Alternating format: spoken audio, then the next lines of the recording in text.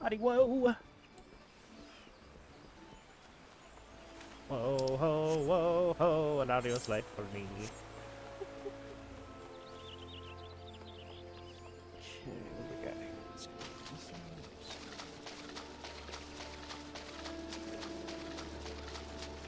Underneath a stick.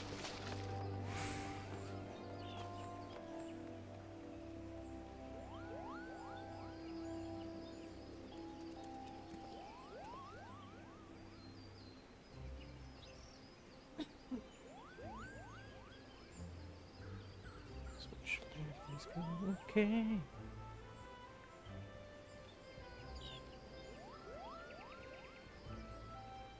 Okay. Audio seems to be golden. Okay. So we are good to go, travelers. One moment.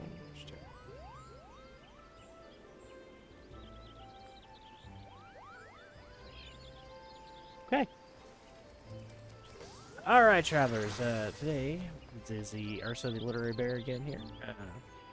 We are doing, as I said, we would not do in our previous stream, a bonus stream this weekend. I did get caught up a bit on editing. I already have about 1.5 more episodes posted, ready to go. So we're pretty close to getting that ready. In the meantime, though, something I really wanted to do and something that my wife is going to help me with, so we're about to hop on there right now, is going to be Binding Coil of Bahamutt. We were not super prepared, and so that's why I have a bunch of little piddly yellow quests sort of stockpiling my inventory here. 1 second. Yeah, she's willing to go in there with us unsynced because otherwise it is just quite frankly not going to be really possible to achieve, right? It just takes too long to queue up for them. So she'll do that with us, and then maybe we can beg her to also help us with the whatchamacallits, the extreme primals. It genuinely doesn't take that long if you have somebody up level 100 character. So what a lot of people will do on this content, honestly, is they'll wait till the very end game and then go back and do it. I'd rather do it when we're in ARR, and so we have to beg leave from a friend for that. But anytime you want to queue up for something unsynced, it's relatively easy to do. Find that little gear up top. Restricted, make sure that's not checked on. Counterpoint to that, and this is an interesting one that I don't think a lot of people really do. What's this? Huh. That's kind of cool. I've never seen that option before. You can put on minimum item level. This is the kind of opposite of level sync being turned off. What it'll basically do is queue you up for a raid as it was when it first launched. It's actually a really cool way of doing things. And you don't see people doing it very often, but I thought I'd point it out just in case it's something anybody ever wants to try, because it's quite cool. Anyway, are you ready, Weespoon?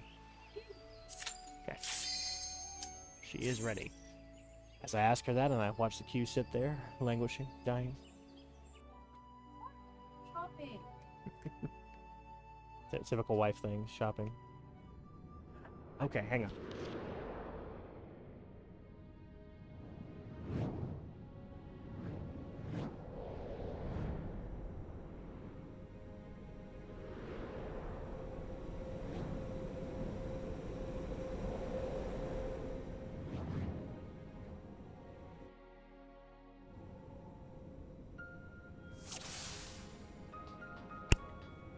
Okay, so fix some audio settings real quick.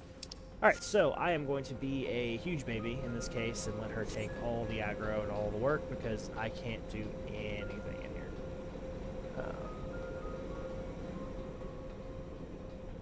Huh. We'll just bring around the rosy there, I guess. Okay, so the lore of the... Oh. We have a cutscene. The scars left by the calamity. I can scarce breathe for the surfeit of Aether. Tell me, have you ever seen corrupted crystals such as these? Such crystals manifested across the realm when the course of the great river of Aether was irrevocably altered 5 years ago. Behold one of the objects that caused the alteration, a fragment of the lesser moon Dalamu. Ancient Allag created Dalamu, or Meteor, to use the Garlean name, to serve as a celestial prison for Bahamutt. Its fall inflicted grievous wounds upon the land, wounds that have yet to heal, as is evident from the corrupted crystals.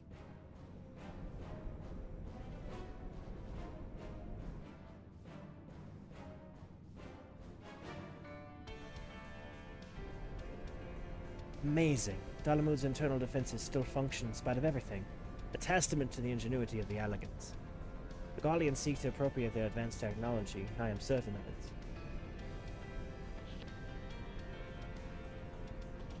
We were able to come face to face with secrets that have long laid buried within the sands of time. Great dangers may lie beyond, but we have come too far to turn back. The truth of the calamity is within reach. Another reason I wanted to do this with my wife as opposed to random people is they would have killed the boss by now. So I'm sitting here reading that off, so appreciate her patience. So yeah, we're in the underground of Castrum Alcivins right now. We're currently battling our way towards the source of this corrupted ether manifestation we know is an issue. And okay, he's dead. Didn't even get to cast anything. Moving on. No, it's okay. That's the point.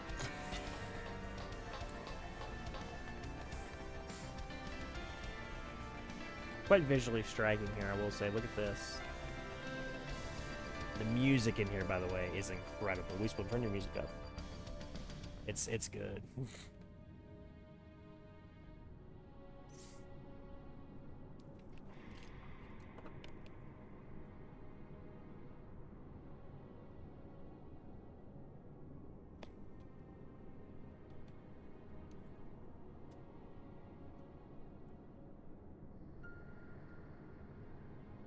Oh, I see what happened.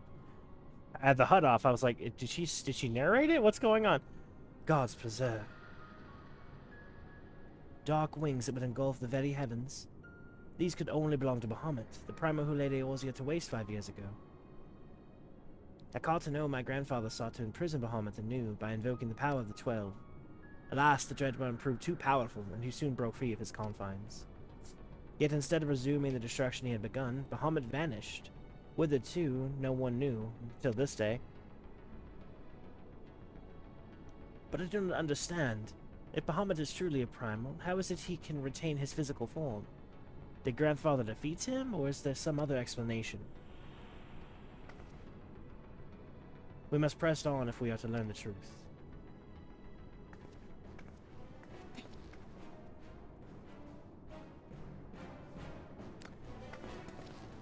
That figure from behind there. Interesting little behind figure there.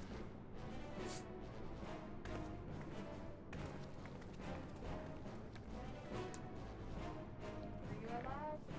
Yep. Where are they? Alright. So the music here, I have it turned up a little loud in my ear right now because I love it so much. But it's basically a Answers, the beginning song for ARR. It's basically that.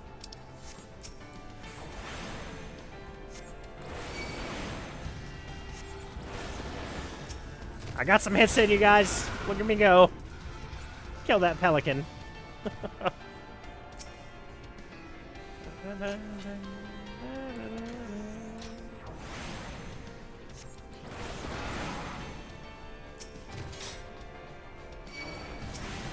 Oh.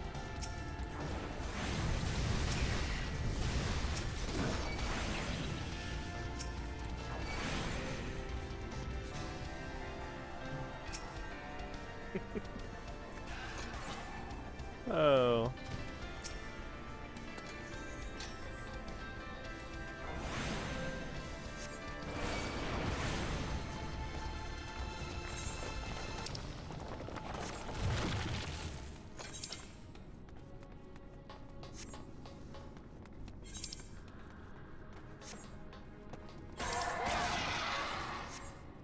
I'm up over here or not? Here.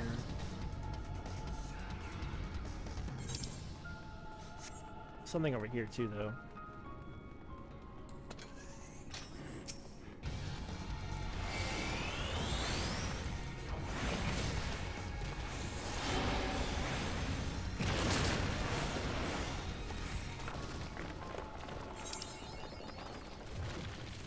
Was there something over on that other side?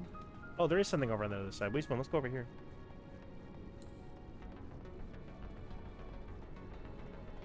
And part of the joy of this is getting to explore. Like I said, we can be patient. It's just me and my wife.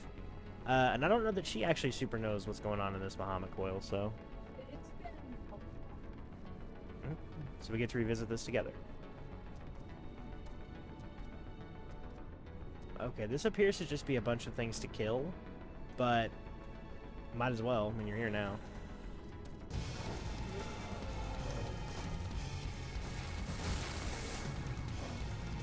Oh, there's a treasure coffer over here.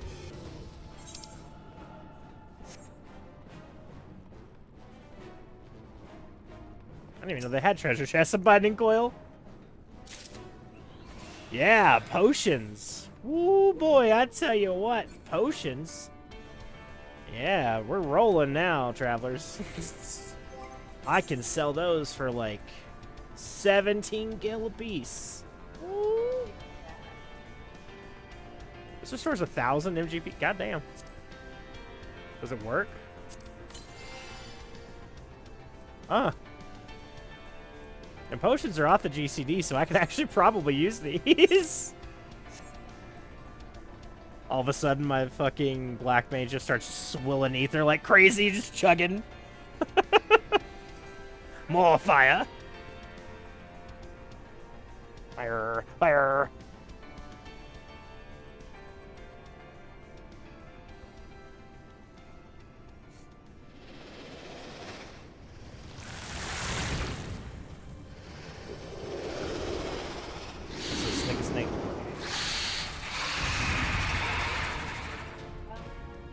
Snake. Snake. His name is Caduceus. I believe that is one of the Greek snakes of Hades. Could be incorrect, though.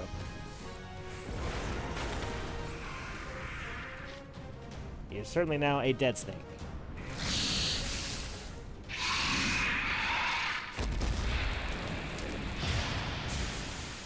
Sorry, friend.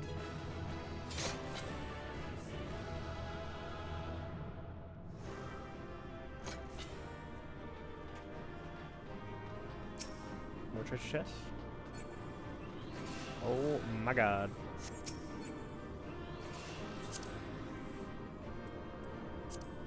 I'm gonna greed all of this. Know what these do, but I'm greeding them.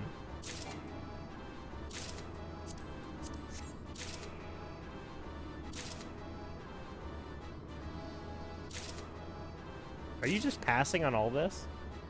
Oh, you could just leave it, but give it all to me and you don't have to pass. I wanted to stay in here to make sure you would be safe. Okay, I appreciate that. Y'all probably can't hear her. She said she wanted to stay in here so that she could keep me safe. I was neglectful and did not read this, although I did say it when we were in there. Situated upon Vildebrand, Castrum Alcedens is more akin to a research facility than a fortress. Even before its first pillar was driven into the ground, Legatus Gaius Van Valsar had ordered his people to probe the fragment of Dalamud, Giggity, which fell at that precise location. The impact resulted in the creation of a vast caverns pervaded by corrupted crystals. Though unknown danger lie in wait within, you must brave them all if you to learn the truth of the calamity. The second one is, at the depth of 912 yalms, you find your path blocked by Dalamud's internal defenses. Born of elegant science, these physical constructs are still functional even after eras in existence, and will seek to annihilate all intruders or be destroyed in attempts.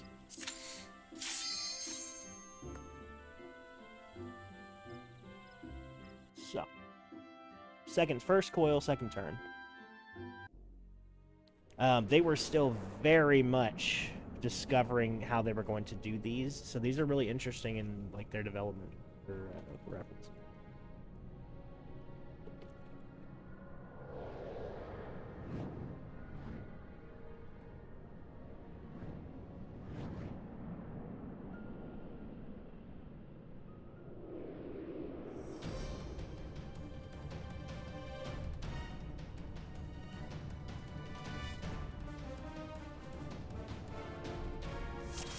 Do it.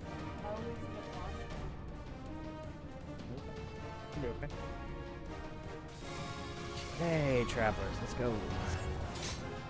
And she's killed it.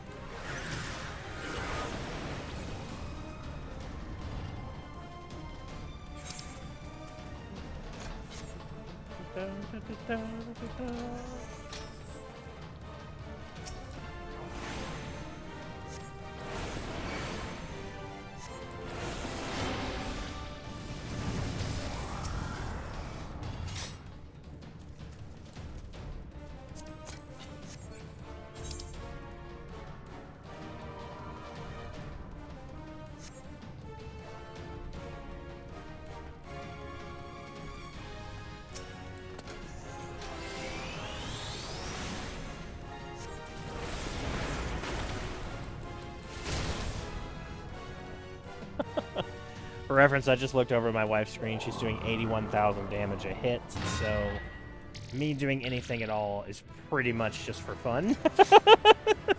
It would take me, at my current level, 80 hits to achieve one of hers, so, you know.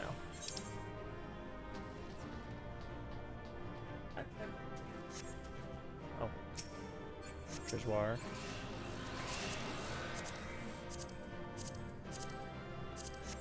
Give me 1 second. I'm actually gonna go check and see on the mapping thing. Because I think this is still like I think I missed somehow the tail end of this one. Start.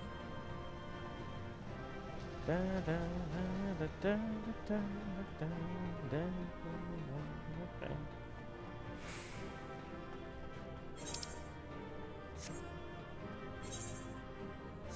Okay, this will leave.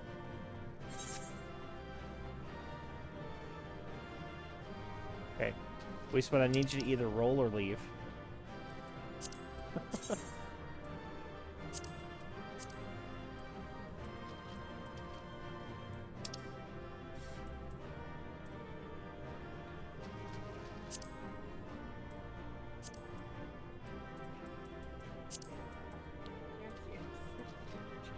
Sorry, it's been a while. You could also just roll so that I can leave.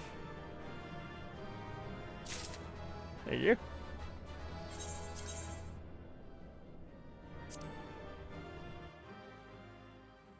So that is 2 completed.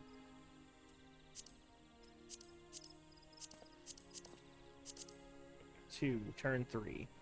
At the depths of 1233 yalms, your party comes upon the fragment of Dalamu the Garleans had sought. Its true identity is the Ragnarok, a colossal starship which fell away from the Lesser Moon moments before Bahamutt burst free of his prison over the Carthano Flats.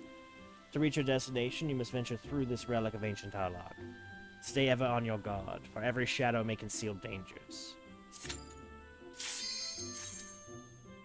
Interesting.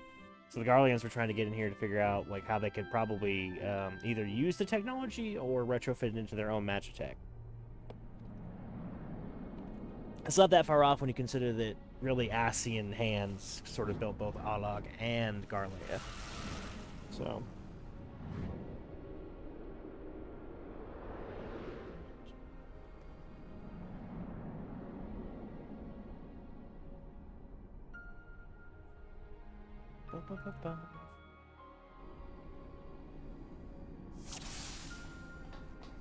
Okay. Yeah, this one's a bit rough, travelers. This one's a bit rough. Hopefully my wife doesn't let me die here. If I die anywhere, it will likely be here.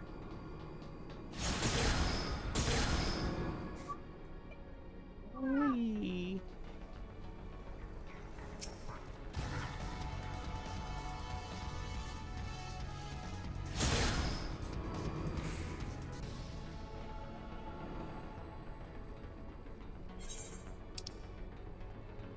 I think I just went back up to the beginning.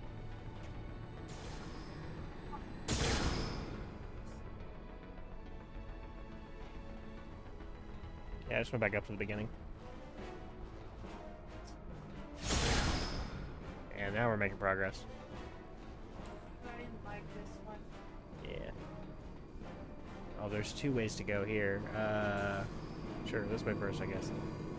I'm taking the right one.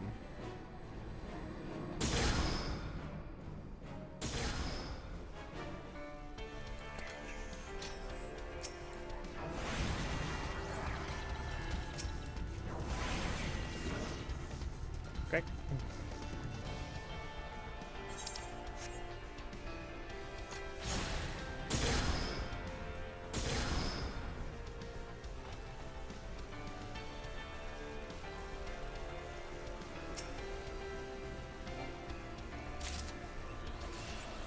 Got them elixirs.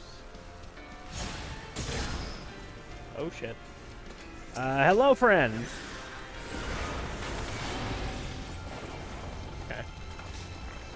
Silent terminal with this button. What does this button do? Oh. I think I like turned off the barrier. Looks like. No, I think you turned it on. Nah, turn it off. Oh, not that one. Don't go that one. Don't go that one. Hang on. That way. Okay. I think this is the way. Yeah. Okay. Okay. Okay. Here. I think.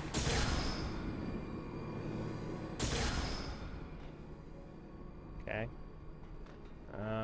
We'll go to the right. Yeah, that's the way. Now we're going down. Oh boy. Hello, all the new friends. How are you?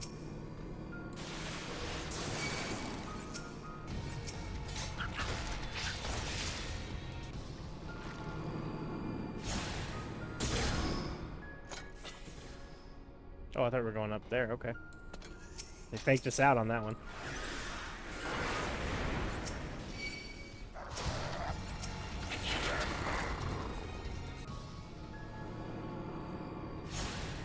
It seems like you just keep going clockwise, you'll be alright. So that's the plan. We just keep going clockwise.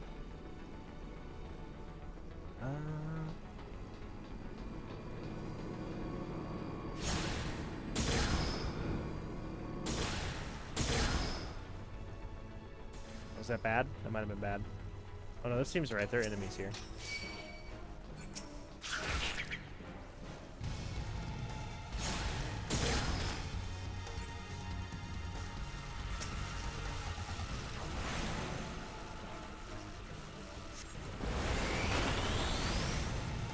Look, we spawned. I made a friend. Can we keep him?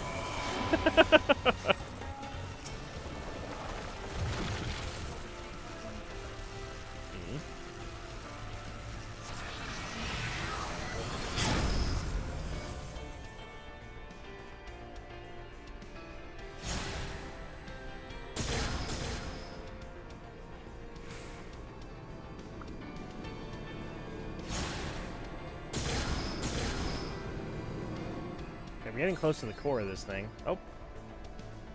I mapped it.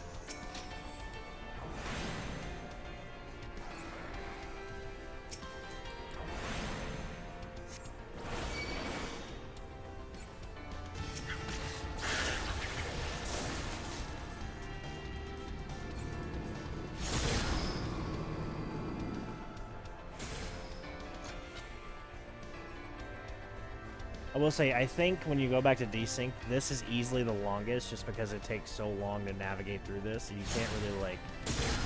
She's killing everything in one hit, but you can't kill, like, jumping.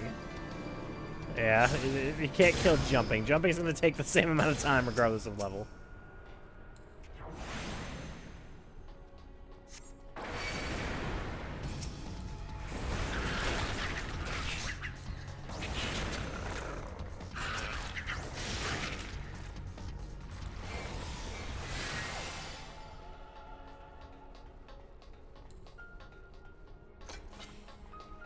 I like how we have different shoes.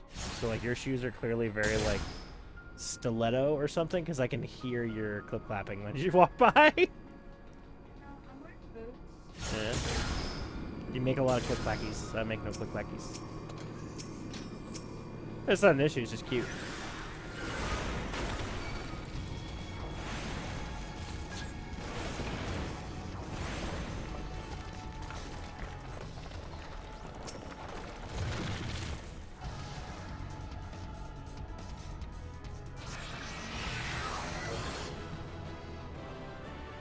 Completes. So that one was kind of cool. We're going through this ancient Allagan warship, part of the Bahamutt experience. So. The Bahamutt experience, that's like a theme park. Part of the Bahamutt experience. Okay. At 1524 yalms below the surface, employing the Ragnarok's drive cylinder as a makeshift lift, your party proceeds toward the main bridge. Yet you must work for every yalm you gain. For Bahamutt's internal defenses will not allow you to pass unmolested. That's an interesting choice of words.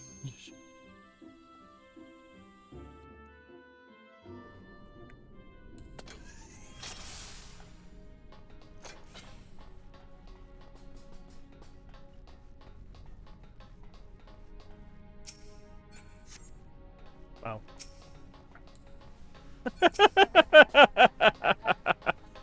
We'll walk to the wrong end, like, alright, let's go! Classic example of user error right there, if I've ever seen one.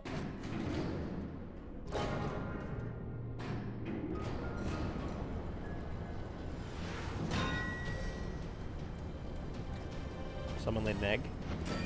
Couple of eggs.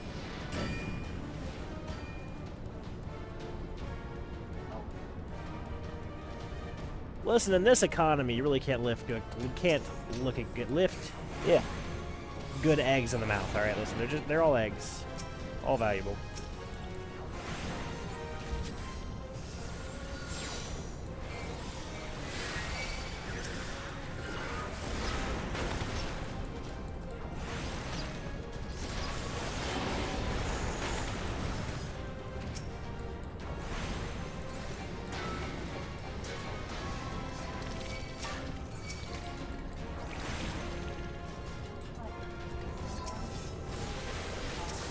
Over here like, hello, new friends.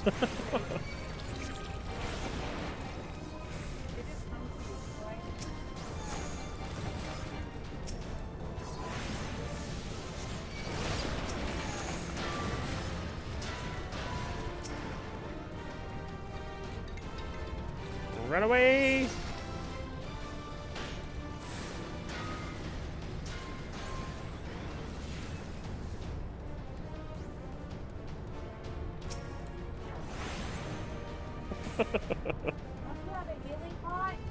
I'm just spinning. She's fighting everything.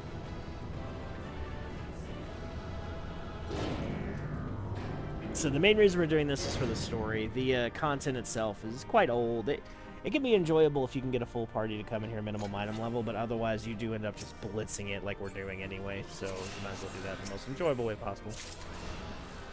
That's quick. Alright.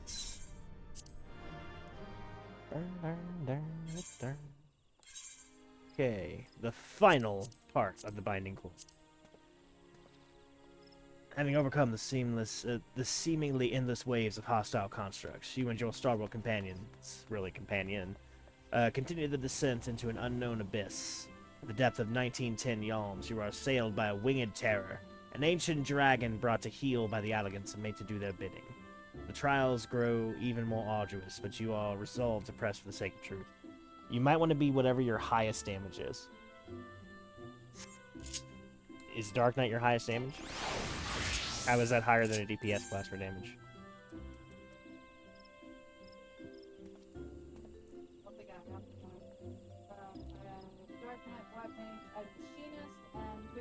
What is your machinist damage versus your Dark Knight's damage?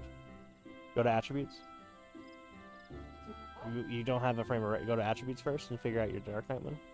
Attributes. Okay, you switched it. So Dark Knight, then attributes, then machinist, and attributes. Give us a second. Okay, attack power 5074, and then go to the machinist.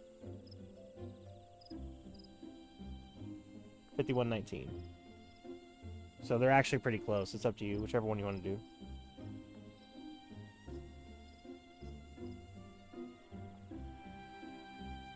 $222. It's 5115 magic though. They're close enough it makes no difference. I'm about to queue though, whichever one you want to do. Okay. I'm guessing her gear on her machinist is low, so the Dark Knight's actually pretty much as strong. They're close enough it makes no real difference.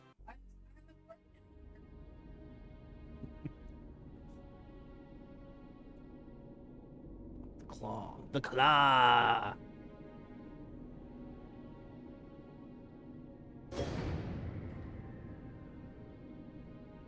This is really cool. Looks like the elegant machinery is trying to, like, re-assimilate him. Which makes sense that their automated processes are more, like, inclined to, what's this? To use Aether, and he's for nothing but really like a big Aether battery right now. Okay, let's do this. Climbing on the claws of a dragon. His hand is huge. That's crazy. This is going rather more smoothly than I expected. It is indeed convenient to have a hero on hand. Oh, so the cavern should open up again, even at this depth. Huh. This resembles a finger. It is a finger.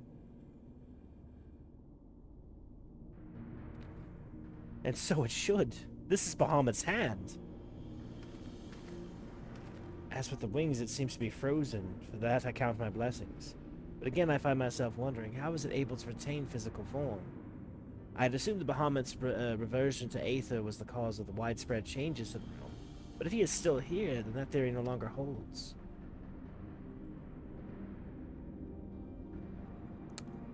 What was it, then, that brought about the realm's sudden regeneration? There is still so much we do not know about Kotzebue. I haven't the slightest inkling how deep these caverns run, but we must continue.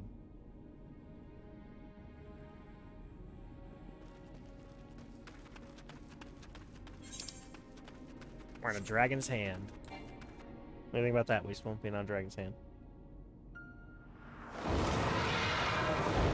I'm in a cutscene.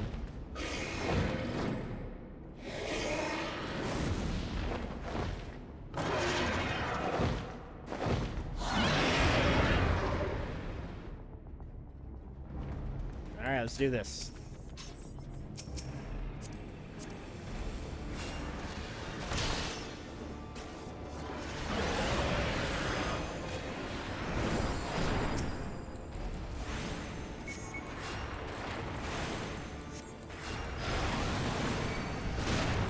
Oh, I'm dead in one shot. She looked at me and went. That's all right though. I was not necessary for the mission. No, it's okay. It wasn't your fault. She just triggered me with whatever that tether move was, and just.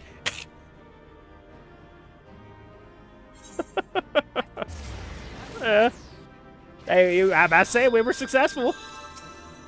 All right, so that's the first mission. We spun. There's going to be a brief intermission while I go in and do the storyline to unlock the second coil. So, gonna.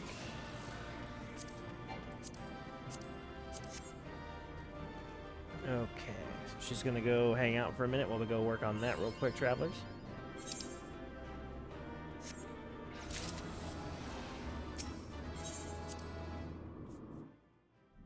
This is exciting. Okay, let's see what we got in here. We're now in the core of the Ragnarok.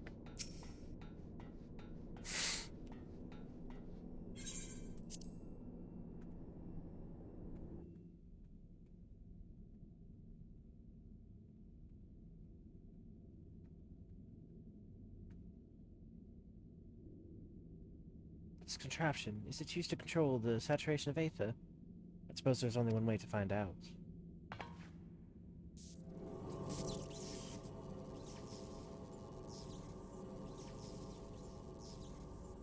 The dragon you vanquished earlier.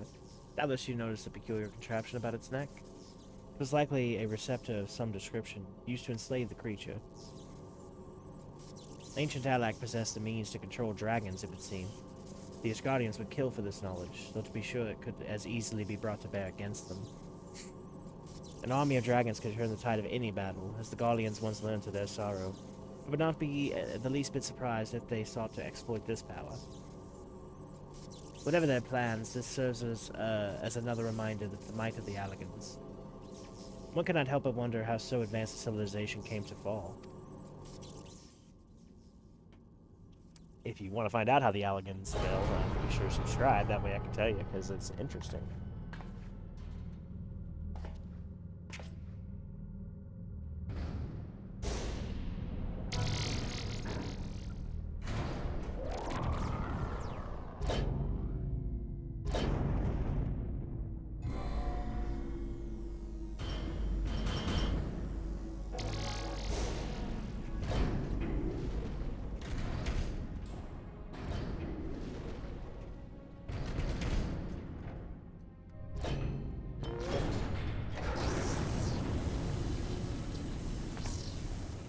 Gods be good.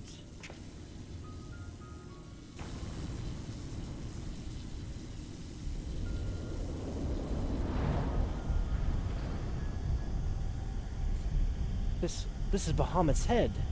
Looks like a big chicken.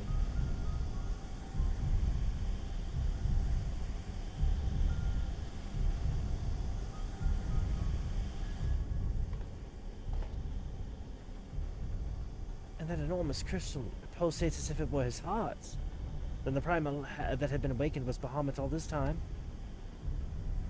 No, no, no. This cannot be true. This would mean that grandfather died for naught.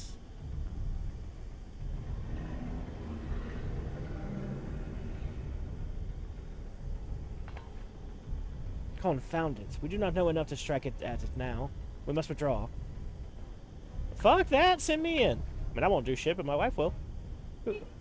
Who is that? No, it cannot be.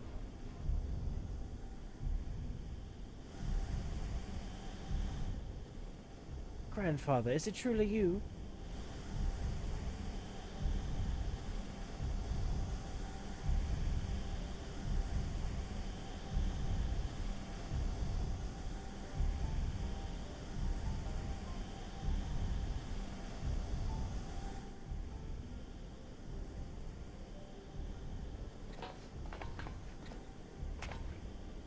No, don't leave me again, please.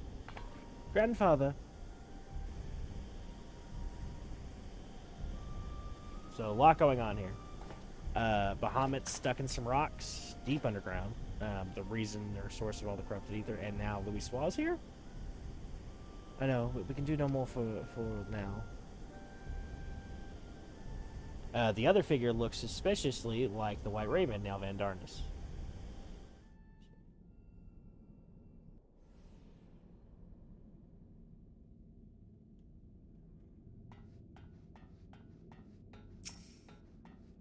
This area for now.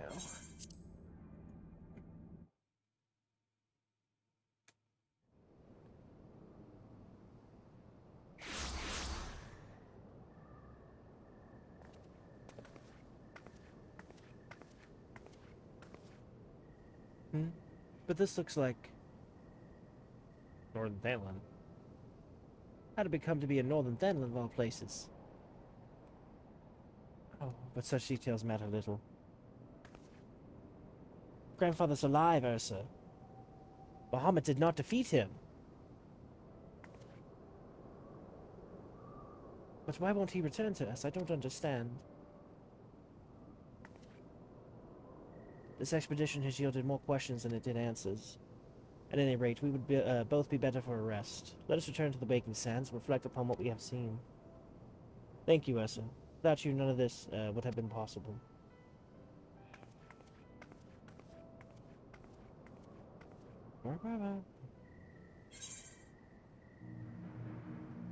Okay, so let's return to the Waking Sands, but before we do that, I actually have another favor to ask of my wife.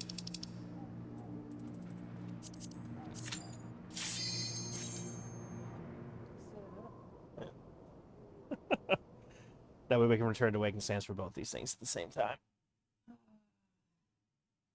It'll be quick. I'm gonna guess she's gonna two-shot her.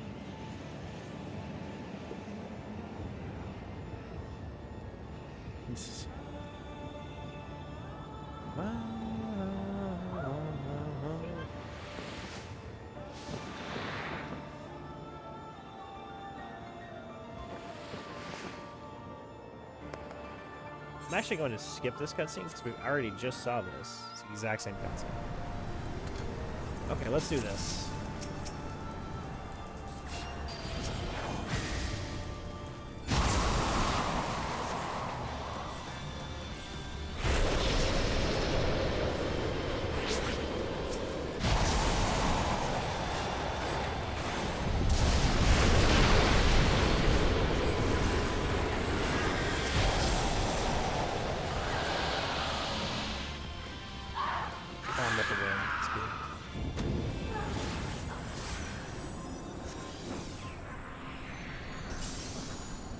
I think that might be the first time we've seen that exact cutscene. Oh, nice. Okay, so we got the mount, which is pretty fucking cool. Unexpected bonus. Mosley, like I said, we just wanted to get that out of the way. Let Nevin go turn it that. Oh, hang on.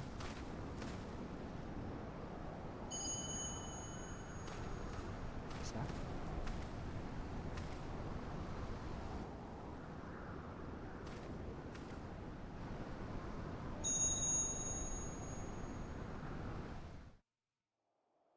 Got something.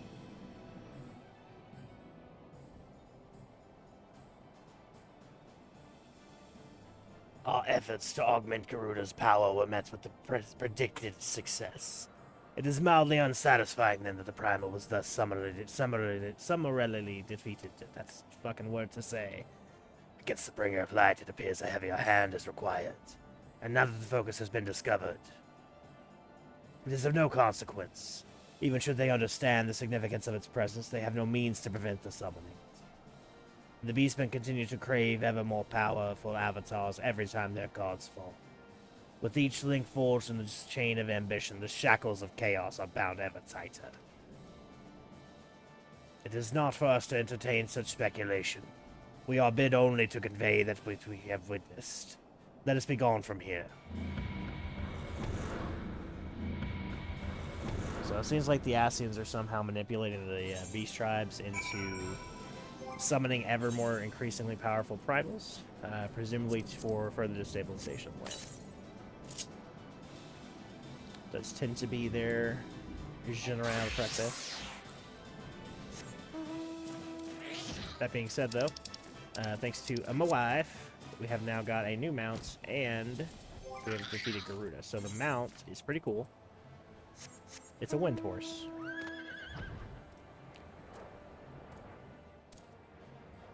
Pretty cool horse. So.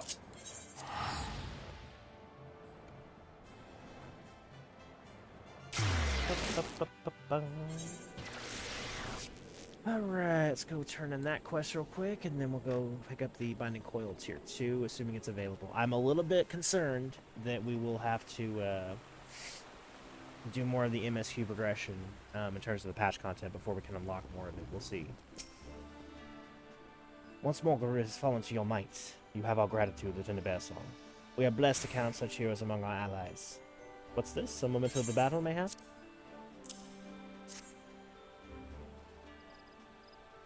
Oh, what an uncanny arrangement of bone. I've never seen its like. I cannot guess at what foul ritual this object would be used. Might there be some connection to the primal, considering the place in which it was found? I would ask that you take this grisly trophy to the Wakened Sands and consult with Ryonje. Perhaps he can prove the right insights. Okay, let's go. Yeah.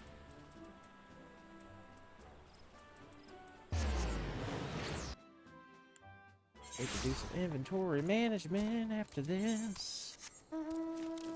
Shit is getting clogged.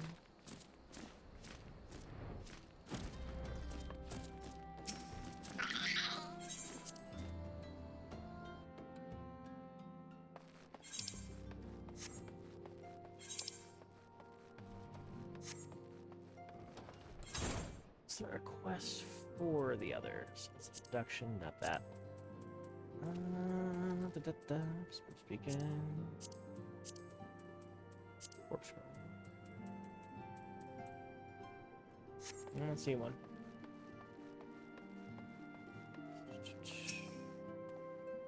Thou art returned whole from thy grueling trial. Hath the battle with the lady gifted thee a glimpse into the primal's fortress of inscrutability? Original focus of Exalibone? Home to what tainted powers I cannot say. Pray leave this curiosity with me, that I might dwell further on its nature. Garuda's unseemly strength was not fueled by crystal caches and tempered worship alone. Nay, I fear some new rite of summoning was employed. The rigid culture of the Exile rarely spawneth such anomaly. Methinks agents of more deeply versed in primal lore have meddled here. The Asians for a certainty. And to those servants of darkness on foot, they will not stop at a single tribe. Such revelations do much to explain my recent communications. Art thou prepared to struggle once more against the beastman god? Thou art, indeed. Oh, perfect. Here we go. Full glad am I for thy safe return. Lady Alizé hath praised me of thy many experiences. As thou wilt doubtless be aware, Master Louis Soir was my lady's grandsire. Gravely concerned was I for her safety, but 'twould seem I need not have been so. With all my heart I do thank thee for watching over her. But come, thou must speak with Mistress Alizé upon that which transpired within the Binding Coil. May it serve to bring us closer to the truth of the calamity. Awesome, fine. The Maelstrom sent word of a mountain-shaking tremor felt by every man and beast in the northern half of Vilna. Aye, the kobolds have awoken the Lord of the Crags, and this shuddering arrival doth echo with the heightened strength shown by his sister Primal. Seek thee out High Storm Commander Rashut Riki at Maelstrom Command in Limsa Lamensa. Thy path leads once more to the stony feet of Titan.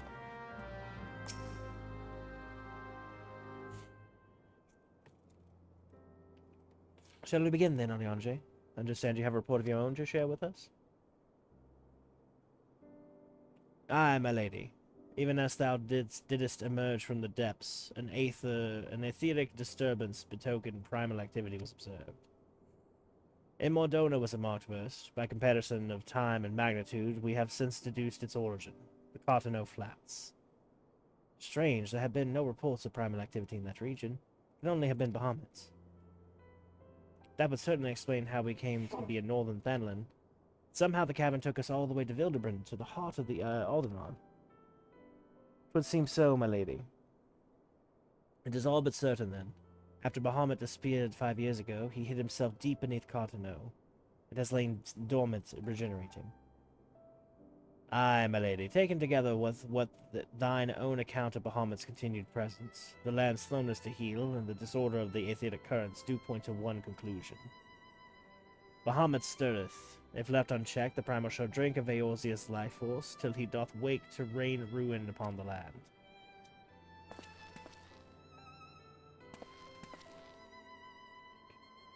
Rest assured, I do not mean to give up, Ursa. Bahamutt may still live, but so too does my grandfather. For the past 5 years, he has been keeping vigil over his nemesis, making certain that the primal does not escape. Master Louis Slaw, doth yet live? I darest not hope, and thou art certain 'twas no manifestation of thine all too sorely felt grief. I know how desperate this may sound, Onyanje, but I saw him with my own 2 eyes, as did Ursa. But he vanished deeper into the labyrinth before we had a chance to speak. 2 more like fragments of Dalamud pierced the earth when the lesser moon fell. One we have seen. If we cannot find the other 2, I am certain that we will find grandfather as well. If thou so believest, my lady, then I too shall have faith. If it please you, I shall notify the Grand Companies of this development. All Eorzea must stand united if we are to avert a repeat of the calamity. That will not be necessary, Onyanje. Being the great conciliator that he is, Alphinaud will seek to unite Eorzea of his own accord. If rumors are true, that endeavor is already well underway. So let us leave the diplomacy to the diplomats, while we continue our investigation of Bahamutt. I swear to you, no matter what it takes, we will find my grandfather to cover the whole truth of the calamity. So you have heard me swear to do things, but without your strength I cannot hope to make good on my own word. The danger of Eorzea is not past. For all the sake of those who abide here, I pray that you will ever be our sword in the darkness.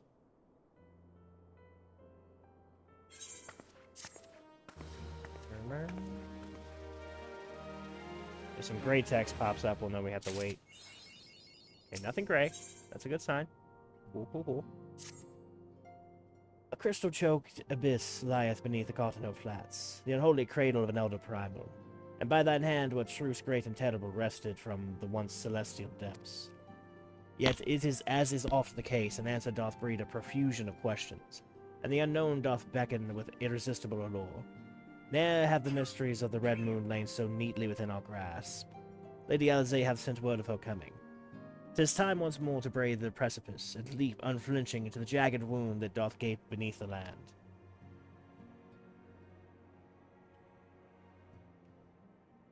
Mine apologies, I trust I have not kept you waiting over long?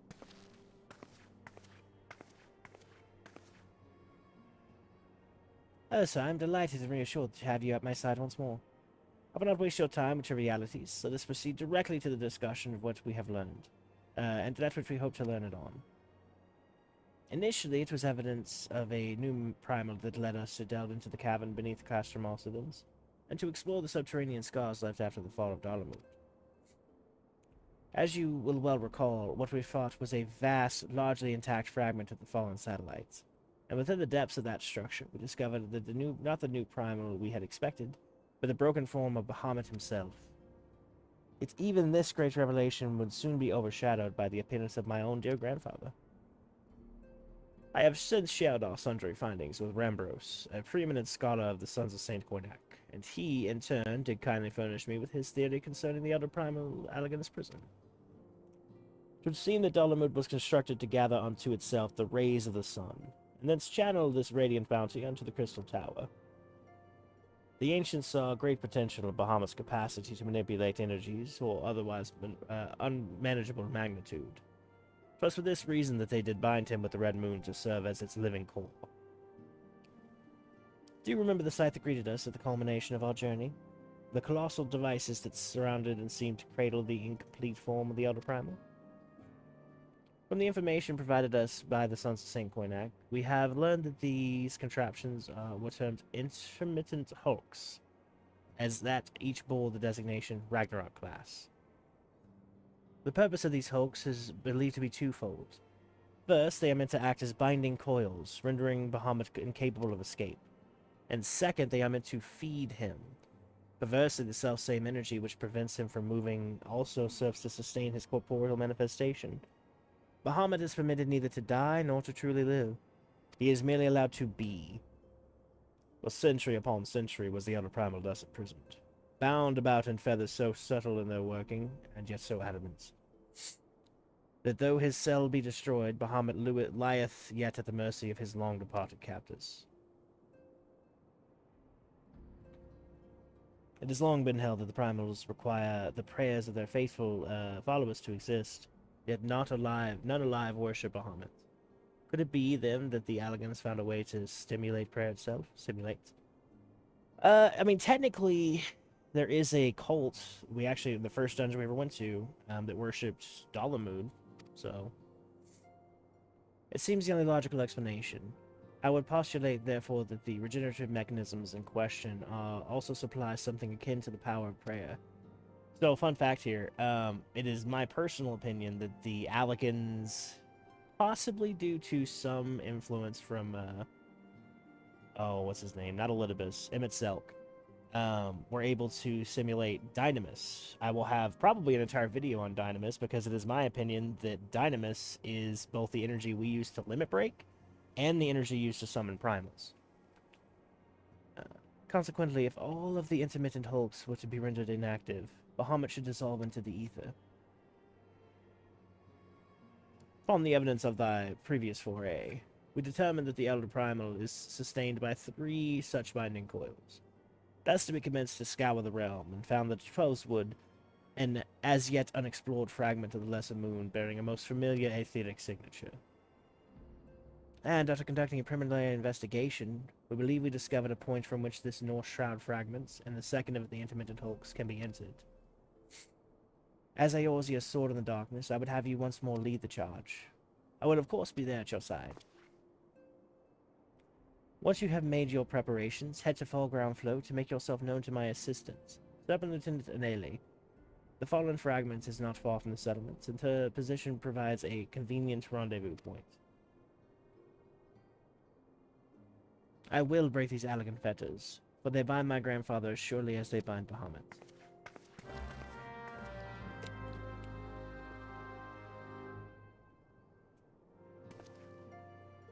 Okay, so what do I mean by Dynamis makes us limit break? So, for those of you who are watching currently, this is, I suppose, a bit of a spoiler for a concept that will not exist yet for you. But there are 2 primary sources of energy in this universe, right? There's Aether, which is the sort of active, very measurable sort of energy around us, right? Like right now, it's currently foggy, and because the 12-wood is what it is, there's a surfeit of Aether around, and that's where these little spectrals are happening. It's a very aether-rich fog, right? That would mean that any castings and things like that would be stronger. Particularly in this situation, they're probably both water and wind-based. So any water and wind-based magics that are etherically bound, especially to, right now, Umbral or active stance, would probably be stronger. Dynamis, on the other hand, is emotional strength, emotional sort of energies. And what does that sound like? Well, it sounds like prayer, which would be the method by which primals are summoned. Or it sounds like when you're really stressed out and you have to push past your limits. That sounds like Dynamis to me. But we might have an entire video on that once we get a little bit further, way further on, once we have that revealed in story and I have some more footage about them talking about it. Right now, however, Sebastian, I've been expecting you. My name is Aneali. I have been accorded the rank of lieutenant with the Order of the Twin Adder, that I may better assist Lady Alizé with her endeavors here in the Twelfswood.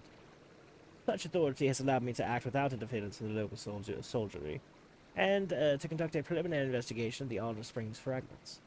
From what we have seen of the exterior, these structures share many common features with the one explored in Enosia, and likely plays a host to a similar complement of guardians. But I fear words alone do little to prepare you for what lies ahead. Pray seek out my comrades for the south and the west. He is charged with observing all that occurs in the vicinity of the fragments, and will be placed to show you the things, if nothing less. Well placed. So, while we're flying over this way, by the way, there is an entire region that was left out whenever we moved over from 1.0 to 2.0. I wish it weren't foggy right now, because you guys could see this a little bit more clearly. But it was Western Shroud. There used to be a Western Shroud. We pull it up on the map over here. Further, yes. So there used to be a Western Shroud right about here. And it was destroyed by the Calamity, and this is sort of what's left of it here. That's the canonical reason for why. I think they probably just did it to balance out the sizing of the areas. But pretty cool that there's a lore-based reason for that.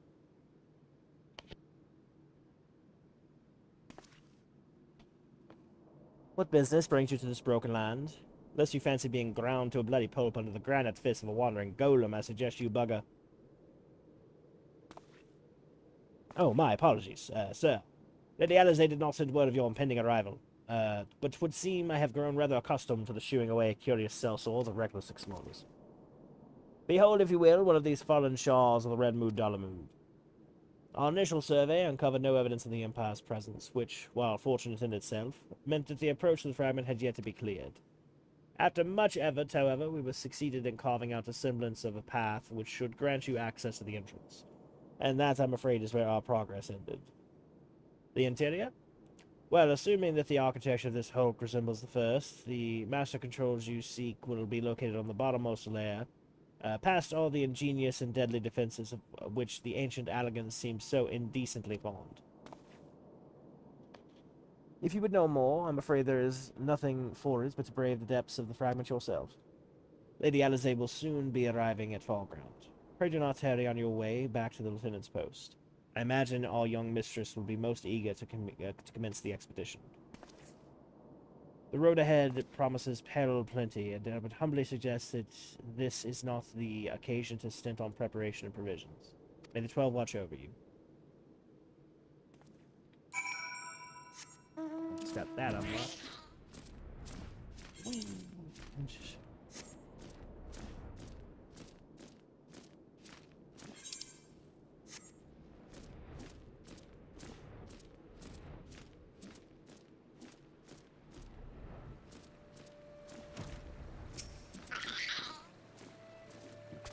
Probably unlock the second coil here, and then we can start. Master Bearsong, I trust the private's explanation was worth the journey. Simply securing an approach to the fragment's entrance proved a monumental task. I do not think what defeating its inner defenses will entail. There is aught I might aid you. Ah, Lady Alice. Oh, my apologies. Master Alphino, has there been a change of plan? Rodion informed me of the impending expedition. I merely came to exchange a few words with my fellow scion before he disappeared into the depths of the second coil. So, though I would strenuously deny it were she present, my sister's admiration and affection for her grandsire exceeds even mine own. Upon the matter of his legacy, therefore, Alize is wont to go above and beyond the call of duty. In our grandfather's absence, she has made the salvation of Eorzea her personal crusade. 'Twas that which prompted her to brave the perils of the first coil. Yet the fact that she risked her life in this manner is not the greatest of my concerns. No, it is her subsequent fixation upon my grandfather's shade that worries me most. The quest toward the role of Bahamutt must not become a quest to save a long-dead man. My sister must needs have a better reason to fight. Time will come when the fate of the realm rests upon our shoulders. When it does, we must be strong in our resolve, and certain of the stakes which we risk all. There is a wide difference between fighting for the good of Eorzea and fighting for the love of a man who died for the good of Eorzea. Alize must choose her own path. She cannot rely on grandfather to choose it for her, for he is gone. I'm glad that it was you with whom she makes this journey. If Alize is to discover a deeper purpose, then where better to find one than at the side of Eorzea's greatest champion? It was there I find mine, after all. Aw. But it is past time I was gone. Fair fortune in your endeavors, Ursa. Lieutenant Anale, was it? I would appreciate you making no mention of my presence here to my sister.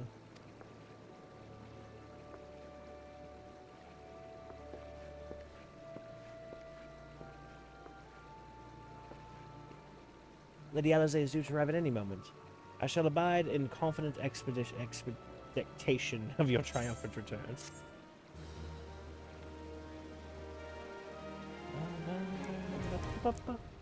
Okay.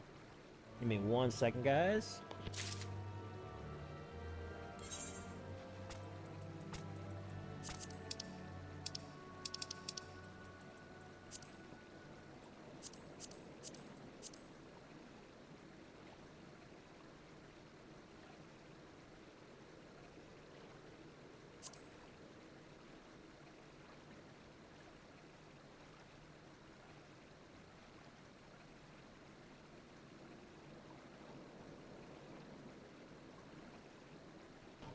Okay. Just making sure my wife is ready here.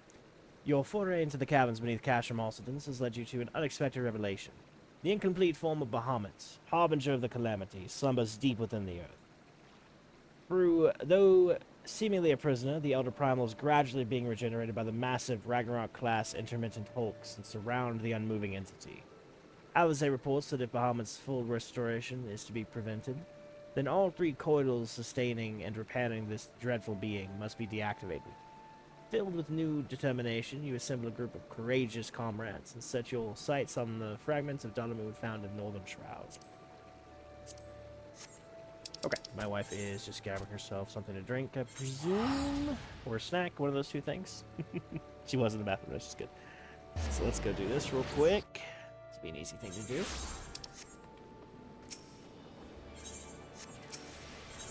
Aft Castle.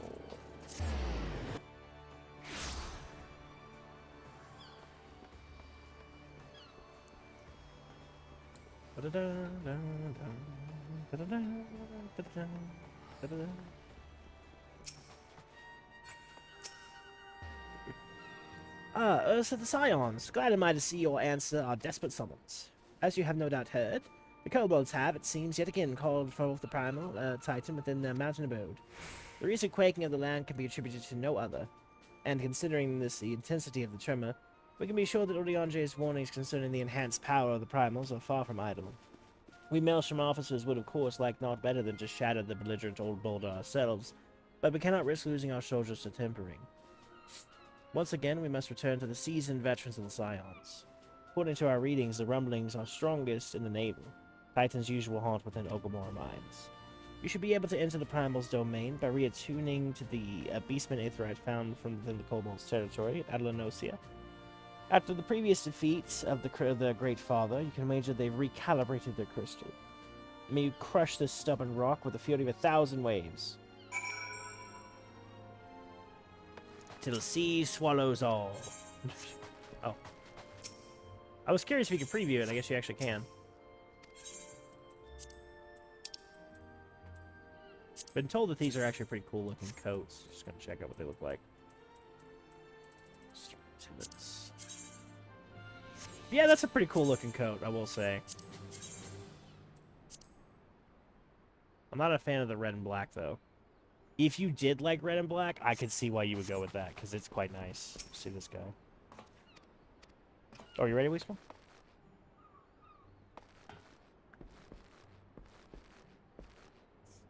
Yeah? Okay. We shall a key.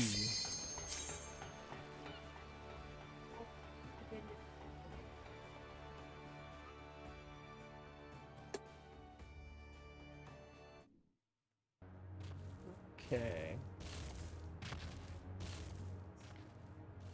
So we're now in the shroud. We're going to battle our way into that intermittent hulk that's feeding Bahamutt.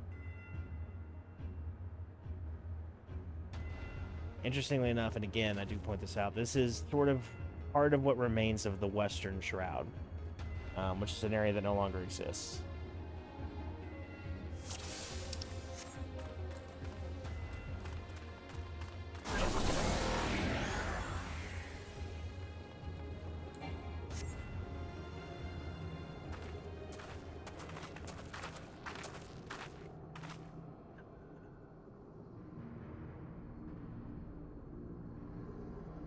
How strange. Why could we not see all this before? I suppose it's only to be expected that corrupted crystals should accompany a disturbance of this magnitude. After all, the fragment likely pierced the ground to a depth of many hundreds of yards.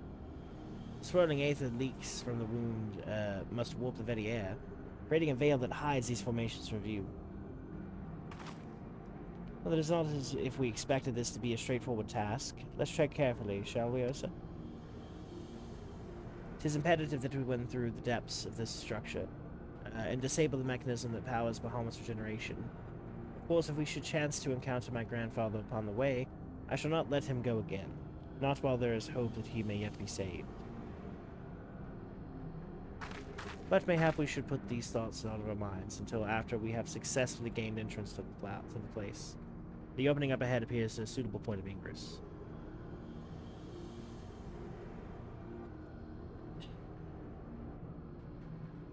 Okay. Let's go.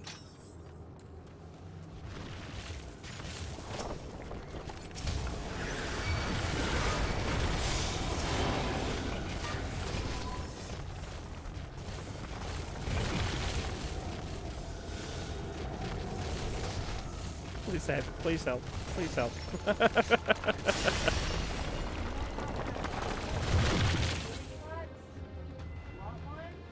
No.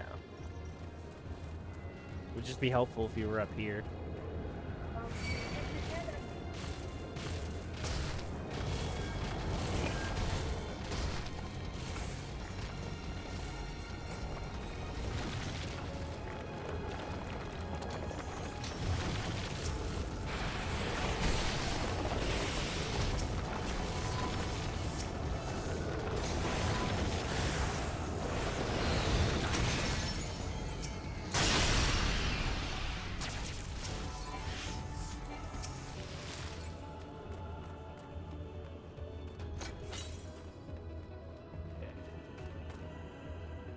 Felicia.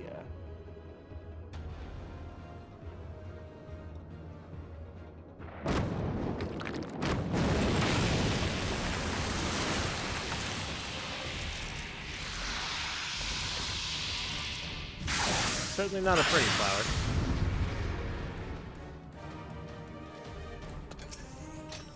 So this is presumably due to all the corrupted ethereal energies around Bahamutt, warping the, like, flora.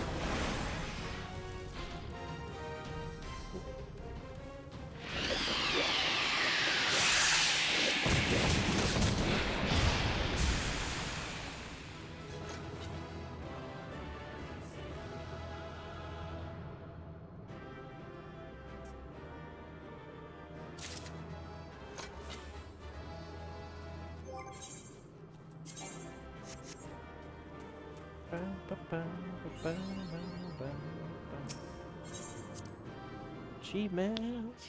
Okay, next turn.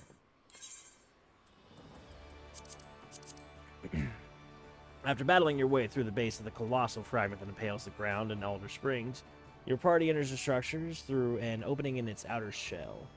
The sight that greets you is an endless procession of azure-lit passages, within which can be glimpsed the grotesque silhouettes of chimerical monstrosities.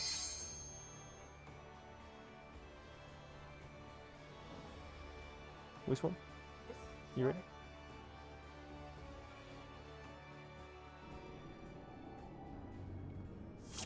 Oh, this one. Okay, let's do this.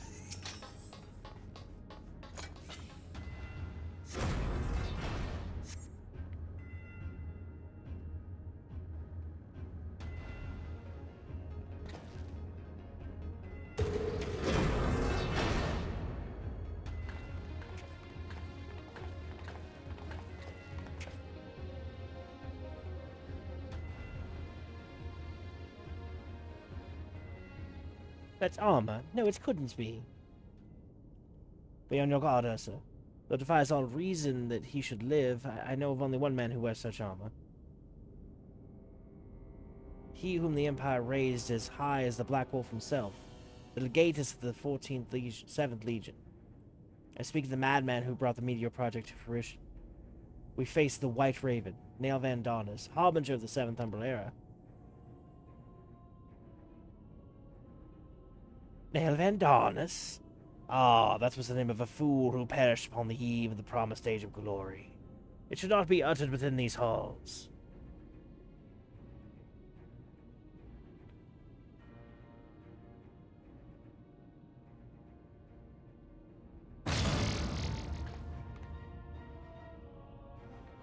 Out of love of his loyal servant, the one true deity named Nail Van Darnus.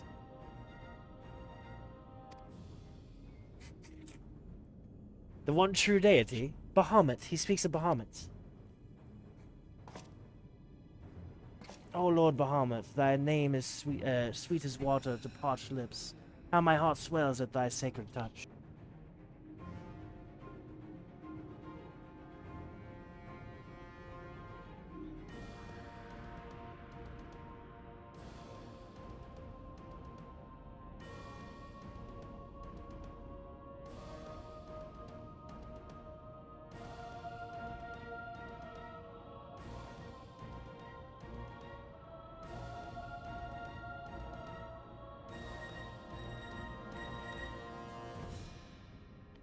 Sorry, I had a gnat fly up my nose, I think. God damn.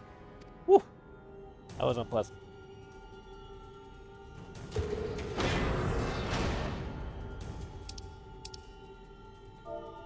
This blessed sanctum is the domain of my God and his beloved children. Seek to defile its glory, and you will answer to me.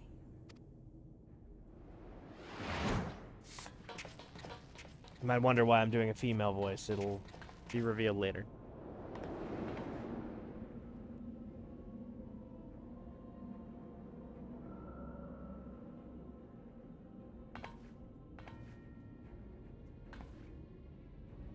How is this possible? From what Alvino told me, Nail was slain on the eve of the calamity. Whatever the truth of the matter, we must be on our guard. There can be no reasoning with the worshippers of Pro-Primal.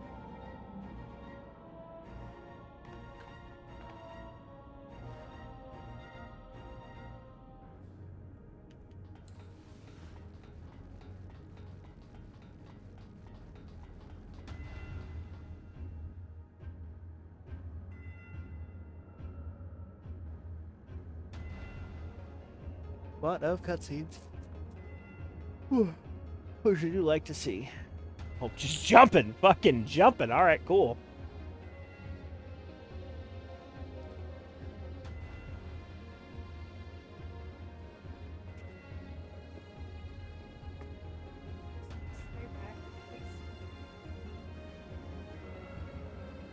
Oh yeah, that's it.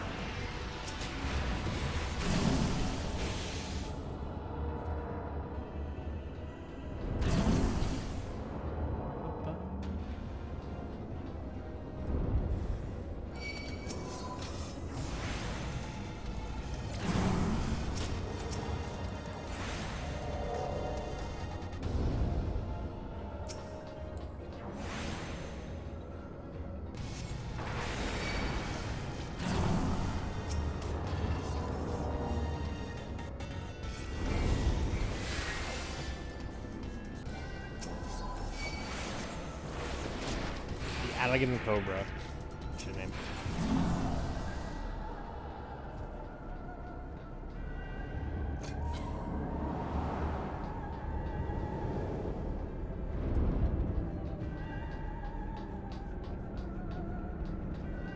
Oh.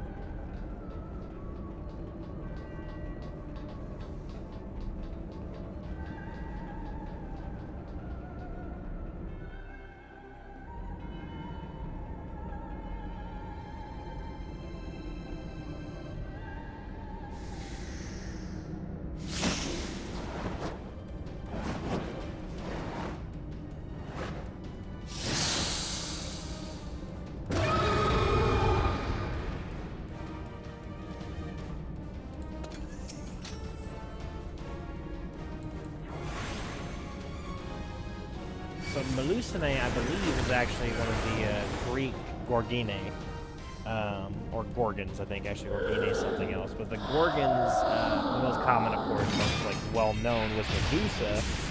She was actually one of the weaker of the Gorgons. So, fun fact there for you. Alog is very heavily influenced by Greek, ancient Greece. So, ancient Rome as well. Okay,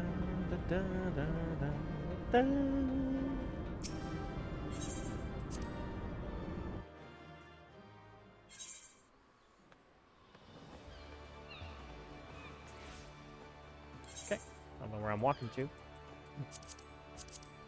Your party activates the coil's lift-like mechanism, and at a depth of 3256 yalms, arrives within the interior of the intermittent hulk proper. The great cavern where the elder primal Bahamutt dreams is yet many thousands of yalms distance. Explore the Raven passage of the Ragnarok-class starship and secure a route to the lowest levels of the hulk.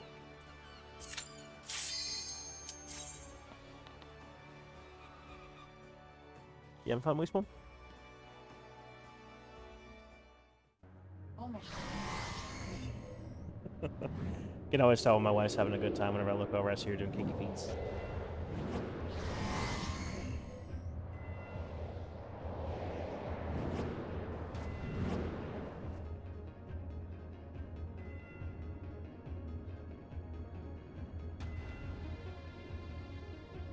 I'm reminded of the passages beneath Castrum Alcidons. We must have traveled quite some distance below the surface. More of the same tunnels. 'Twill be good. Surely they cannot continue all the way down from the upper floors. 'Tis difficult to see inside, but I have a terrible feeling that these corridors house more than of the dreadful guardians you have already faced. It is said that the Alligans excelled in creation of chimerical beasts, and that the Red Moon teemed with 1,000 fantastical monstrosities, all to prevent the enemies of the ancient empire from releasing the Elder Primal. I wonder, the creatures that prowl these halls, could they be the beloved children of which Snail spoke? Well, this is yet another mystery to ponder upon our return. Shall we continue onwards? Nobody else see that black ball just disappear behind me in the corner? It was either menacing or funny, and I can't quite figure out which. Up or left? Okay, up it is.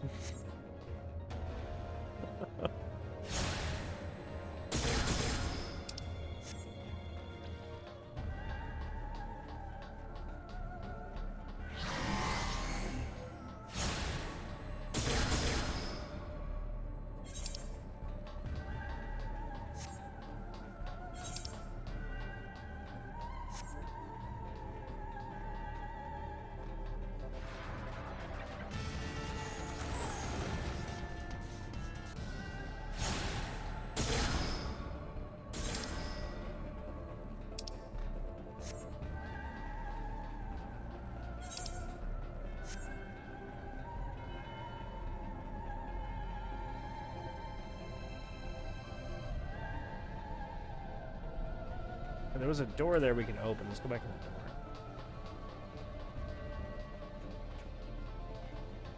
door. Yeah. We can jump from here. Yeah, we can.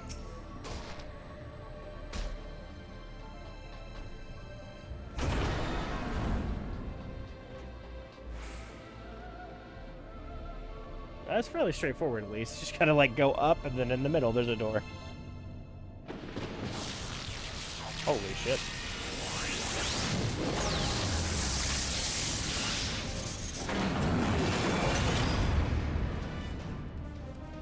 Well, he looks interesting. The Avatar. The master of all four elements. Where's the Fire Nation?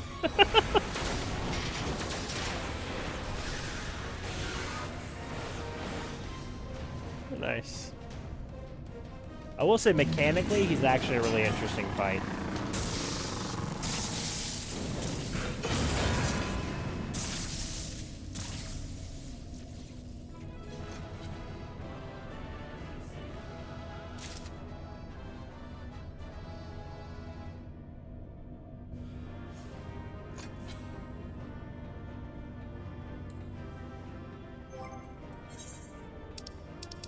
Getting all kinds of stuff over here.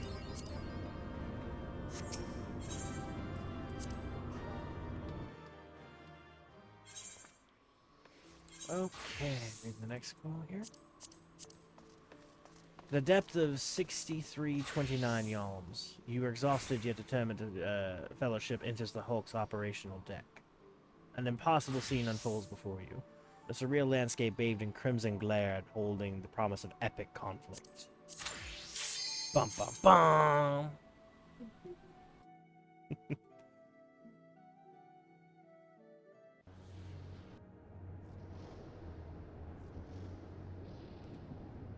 The Hollow Charts.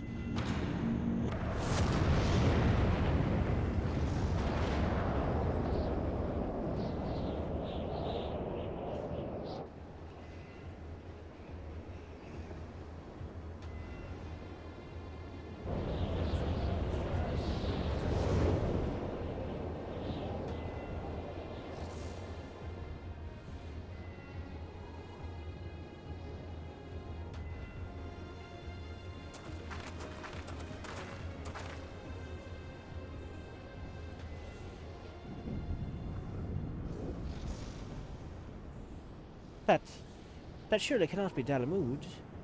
Where are we? Way too small, for one thing. The final resting place of Nail Van Darnus.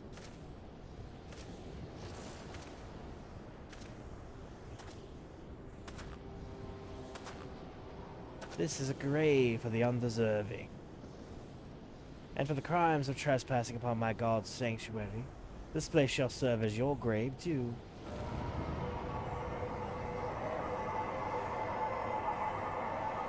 No.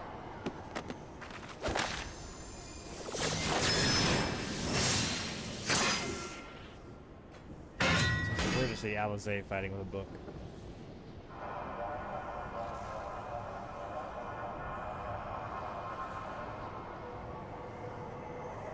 In the hour of this failure, Nail Van Darnus felt the currents of Aether begin to bear away his essence. But before oblivion could claim the last of him, divine will reached out, and I was born. Then did the works of my gods resound in mine ears. Bring unto me mine enemies crushing defeats, that they might know despair without end, and claim thee thus the victory which thou wert once denied. So, that is Nail Van Darnus' sister. She's a fucking crazy person who, upon learning of her brother's death, killed everyone in his entire staff, and basically anybody who knew her, put on his armor, and then pretended to be him.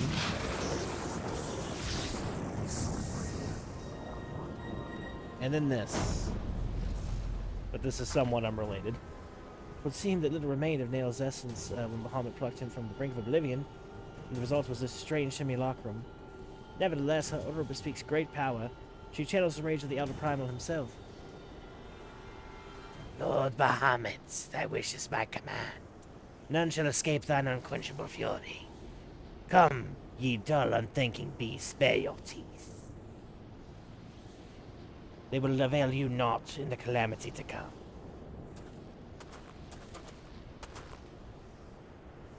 even unsynced at level 100, we might fail this a couple times because there's some mechanics that are interesting. Just go max DPS. We'll hope for the best. She has some immunity phases, and if she goes for those immunity phases, we are fucked.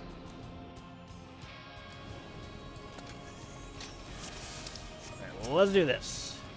Let's get ready to rumble the shadow of Nail Van Dardis' sister, whose name is like Elsa Bar or something like that, versus my wife.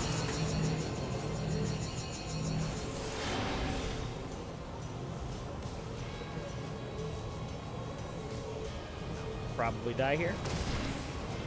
Oh, no, I'm alive. Kill the rocks, kill the rocks.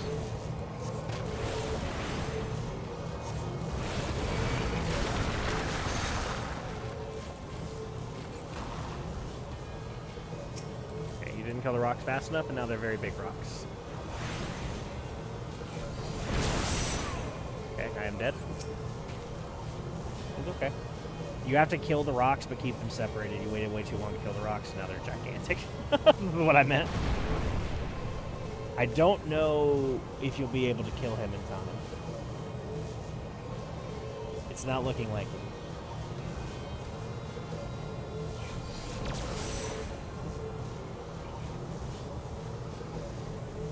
Yeah, he's just healing everything you damage him with.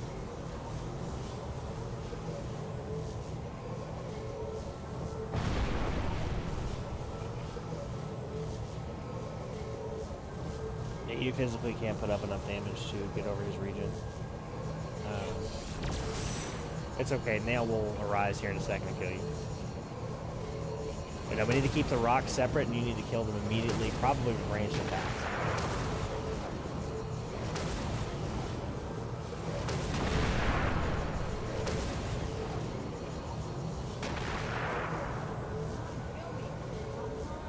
But you keep dodging AoEs.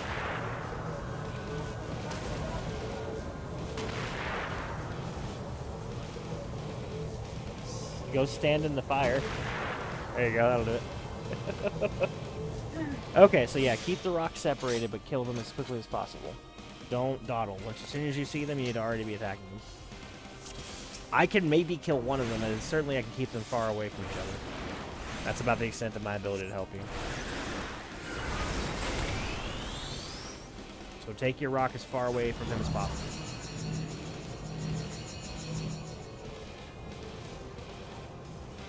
One will drop on Nail. So kill yours ASAP. And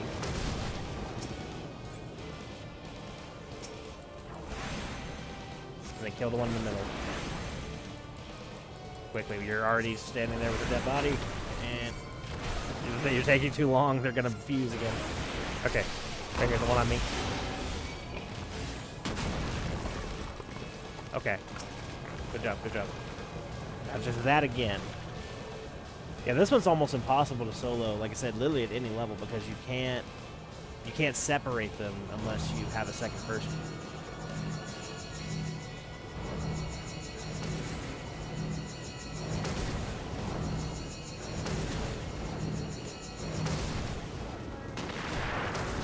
I'm dead. I'm dead, yeah.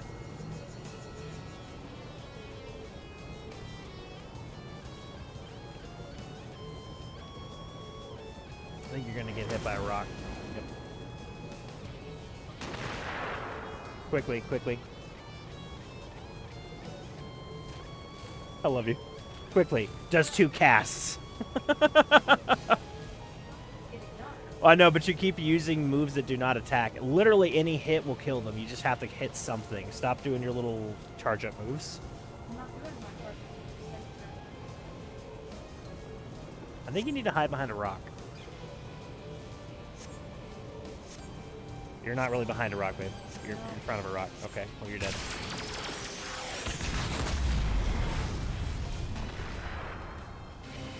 I don't know how you live that.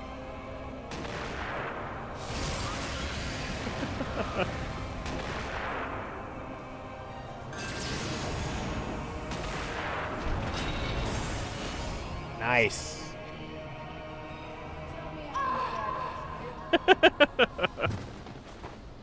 I just love it's like, okay, kill them as quickly as possible. Literally any move. Okay, hand signs, sword swing.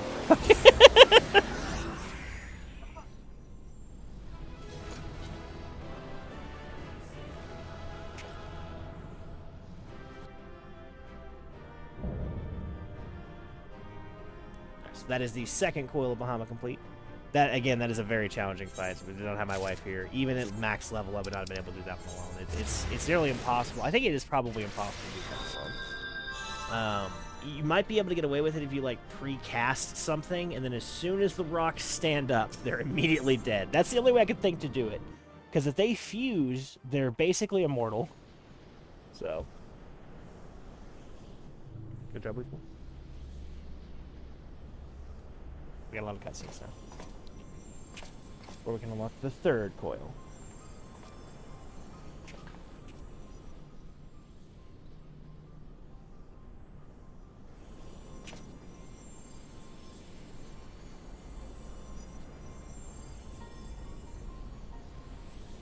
Poor creature, would that you had never been born.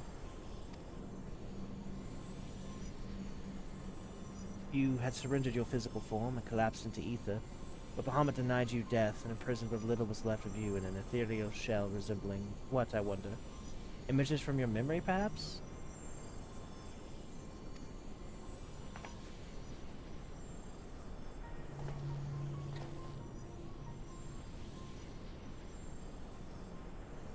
But that shell is now broken, and your primary deity seems disinclined to sustain your existence. My primal deity? I kneel to no icon. What I need to beg favor for such filth. I am Nail Van Darnus, legatus of the 7th Legion. No, a moment. My thoughts are clouded, and this body is not mine own. Could it be what you spoke is the truth? Was I ensorcelled by the Lesser Moon's ancient prisoner? That will not happen again. You speak as if Bahamutt no longer controlled you, but that's impossible. Once a primal ensnares a mind, it cannot be freed. Eula Darnus, that's her name. Unless Bahamutt simply relinquished his claim, what need has he of a broken spirit bound for ethereal realm?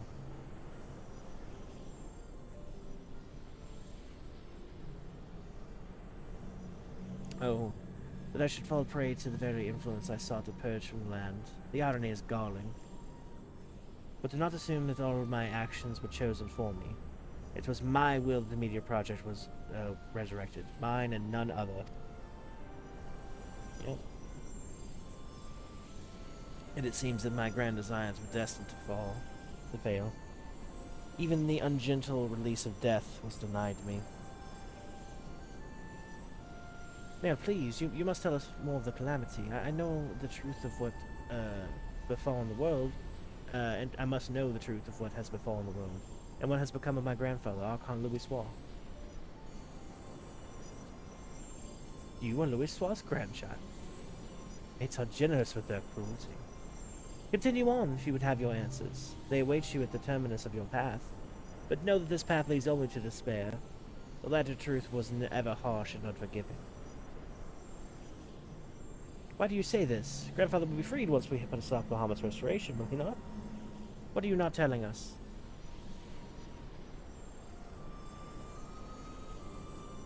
Steel yourself, child. Only unbending resolve and merciless strength can conquer what lies ahead. The weak can do naught but weep under the pall of their own misery, as did the frail child I once was.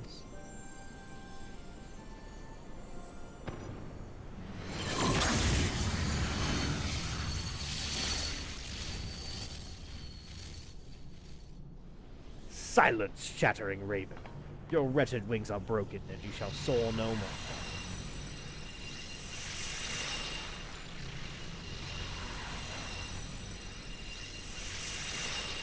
My crimson moon, your brilliance sears mine eyes.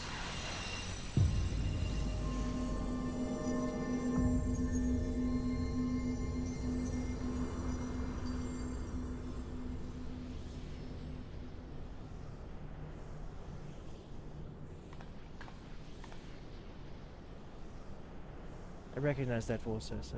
but he would never have said such words. Come, let us finish what we came to do. All will be put right when the final hulk lies dormant. Grandfather will be himself again, I'm sure of it.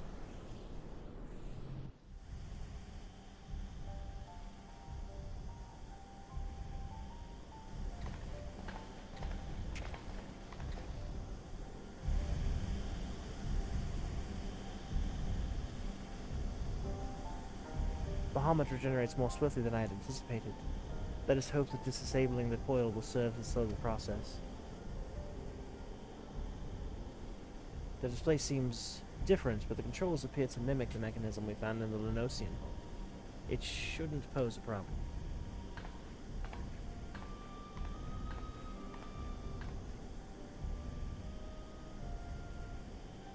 So forgive me. The moment I beheld Nell's transformation, hope wilted in my heart. Did not believe you could stand against the manifestation of Bahamutt's power. For all your fabled strength and skill, I felt certain that I was going to lose you, just as I lost my grandfather. Even he, a man for whom naught seemed impossible, was humbled before Bahamutt's might. And yet, look how far we have come. 'Tis incredible the feats of which we are capable, our boundless potential. 'Twas this capacity for greatness I believe the grandfather so dearly wished to protect. With all that has occurred, I have come to understand that much at least.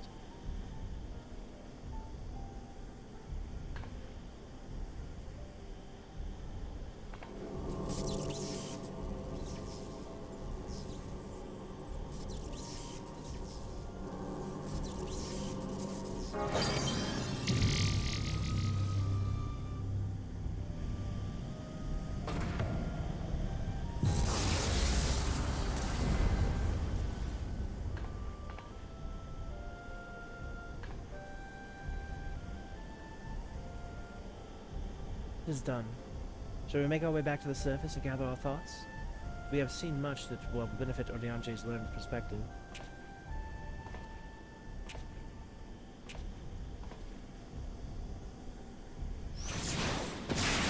Oh, shit.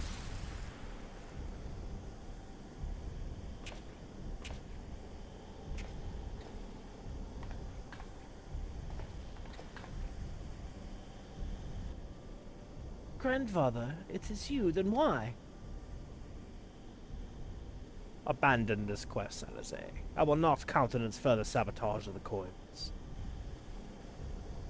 Sabotage? But we have to disable the coils if we are to prevent Bahamutt's revival.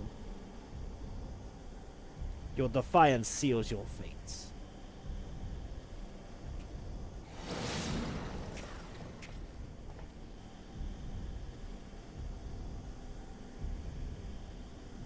No, you were not who I thought you were. My grandfather would never.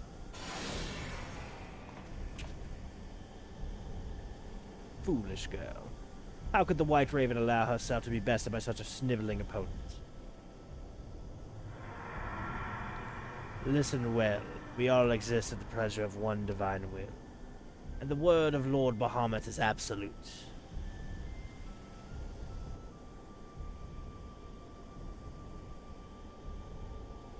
Scurry back into your holes, vermin.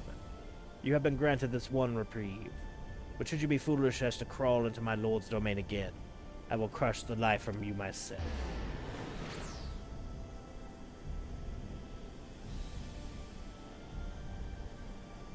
That light in grandfather's eyes, he has suffered the same fate as Nail.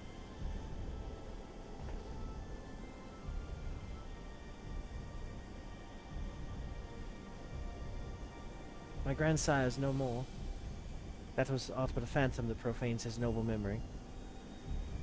This mockery must be expunged. I will not rest until I free grandfather's soul from Bahamutt's tyranny. Do you hear me, Bahamutt? Your time is at an end.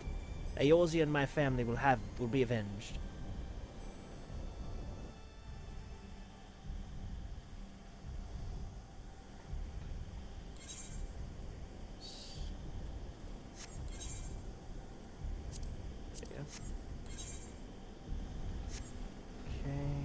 You might be capped at tombstones, Whisper. Whisper? You might want to check your tombstones. We're getting a lot of tombstones for this.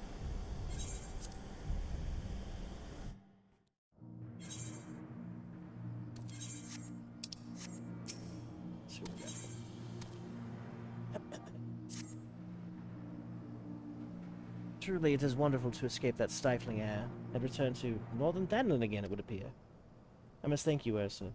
Were it not for your bravery, I strongly doubt that I would have been standing here now. Ah, but you need not tarry on my account. The danger is past. Pray go on ahead and appraise Odionje of all that has occurred. I will join you anon. My thoughts are yet unruly, and I would rest here a while.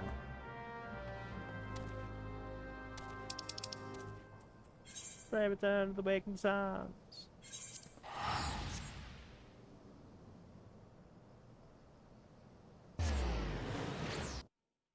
You know what just occurred to me? My Chocobo, I can't wear a hat because I'm a Rothgar. But my Chocobo is wearing a Black Mage hat. So canonically now, he is wearing my Black Mage hat. It's gone full circle. That works perfectly. Yeah. Sometimes you gotta think outside the box, Travis.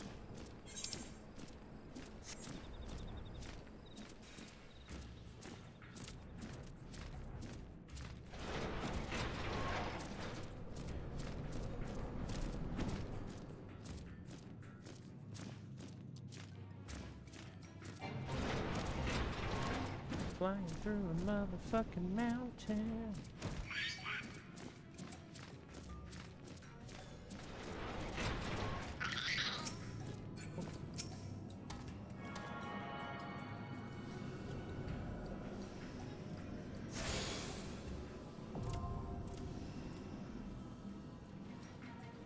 Okay, another brief little thing. This should not take long. We can pray return to the waking suns.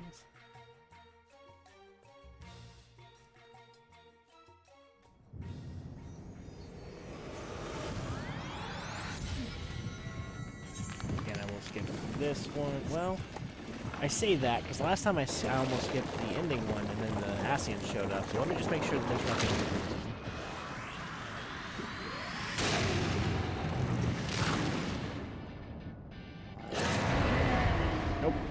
Titan does have some badass music, though. Down, down, down, down, down, down, down, down. Oh, he's gone. Oh, man, that was funny. I didn't even get to see him. He just vanished. And he's gone again. That's because you're doing so much damage that he just immediately phases. It's not a bad thing. Oh, there's the heart. Kill the heart, Wisdom. Kill the heart. Just use an AoE move. I am probably dead here. Yep. No, it's okay. Let's say I'm a level 56 Black Mage. I'm kind of born to die. Again? 2 for 2, goddamn. Tearing through it, alright. Not that I'm complaining. These mounts are usually a little bit more rare than this. I will say it's, the mounts for this, that's just an Earth version of the horse. I prefer the Wind Horse. Earth has never been my element. I'm allergic to it, for one thing. Titan displayed a most satisfying degree of destructive power. The intensifying effects of the ritual foci are undeniable. Powerful though this incarnation was, the Primal's eventual defeat was not unexpected. The burgeoning strength shown by the Bringer of Light, however, has grown beyond reckoning. Such demonstration of force still serves us still. It invites ever greater retaliation. Yes, as the light burns brighter, so too are the shadows steep deeper in darkness.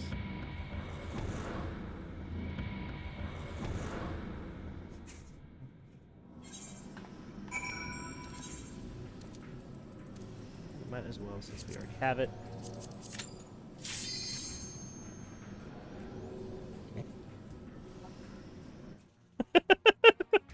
Y'all can't hear her. She just said, "Who you having me beat up now?"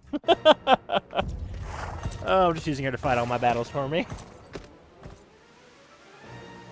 I'm gonna change the thumbnail to just me, my little bear character, hiding behind my wife's much smaller cat person.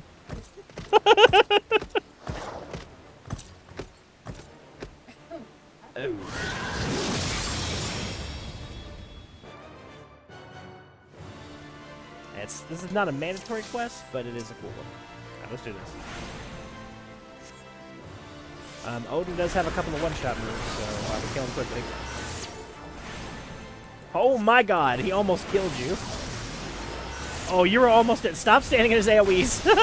He will hit you.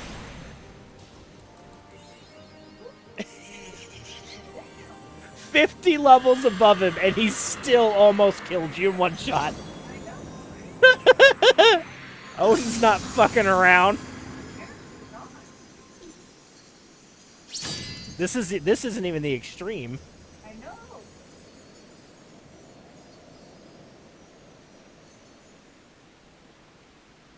I didn't go do him a few more times. He gives you some pretty cool, you would like the glam that he gives you. Yeah, well, I just looked at the boots. I don't like the boots. Yeah, but the Dark Divinity set as a whole is pretty cool. Okay, let's pray return to the Waking Sands, progress that quest line.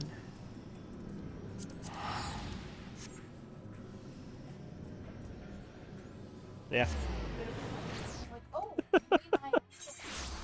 And you have to not stand in the AoE? I mean, in fairness, the entire time you've been playing today, you haven't needed to, but yeah, Odin fucking, he does not fuck around.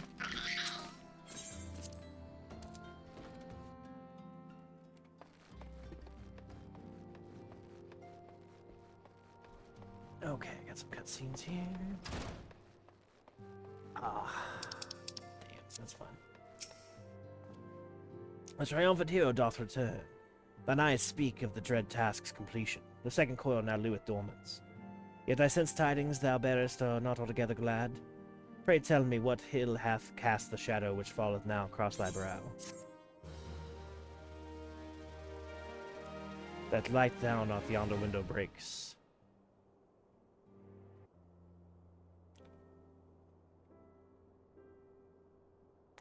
An old foe and an old friend. So 'twas but ethereal shadow of Master Louis swore that Lady Alizé beheld. An unnatural conjuration in thrall of the elder primal. That the fiend should deign to choose him of all men, even in full knowledge of the shade's true nature, I would be hard-pressed to weather such a confrontation. Yet what agonies must young mistress have endured. Such torment did she ne'er deserve. Mayhap 'twere better if Lady Alizé did not absent herself from future forays into the coils. I have come too far to surrender to grief, Oriange.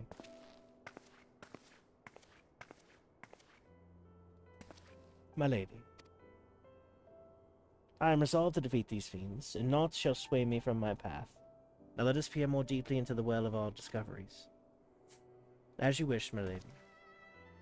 By your leave, I would speak first of the coil's late guardian, Nail Vandarnus. Vandarnus was a legatus of the Guardian Empire who strove to bring about Eorzea's final destruction, only to fall even as the sixth sun did set. If thou hast heard tales of the White Raven, then he is of whom they spoke. He, I say, for Nail was certainly no maid. Was, in fact, actually. The noble house of Vandarnus, as we discovered all too late, had long safeguarded the wisdom of ancient Alag. 'Twas thus that the legatus came to learn the true nature of Dalamud, seek to employ the Red Moon as a weapon against Eorzea.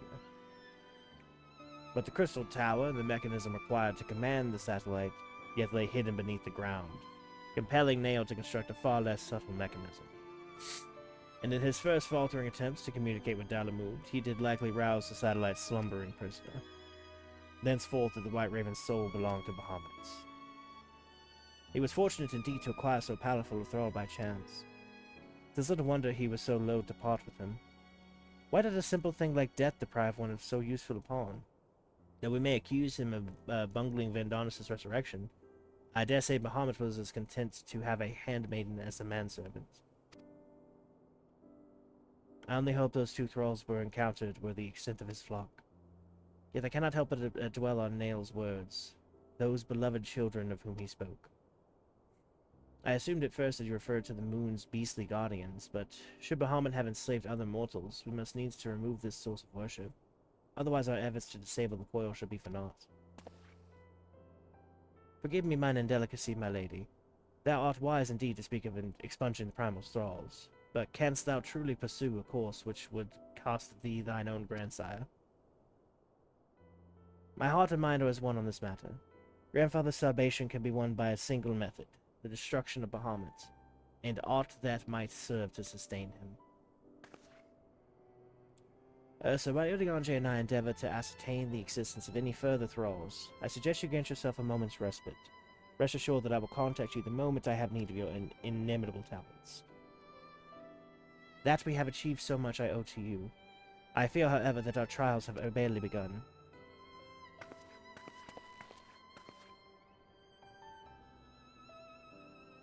Though time had dulled the pain of thy passing, I find that I am wounded afresh.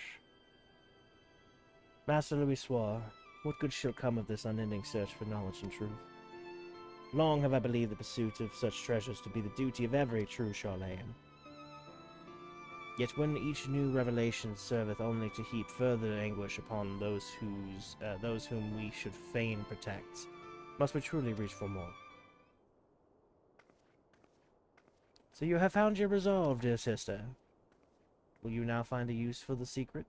For the key that only you and I hold? Given our familiar propensity for curiosity, you would do well to remember that keys may serve to seal doors as well as unlock them, and Bahamutt is a most unwelcome guest to whom the door should never have been opened.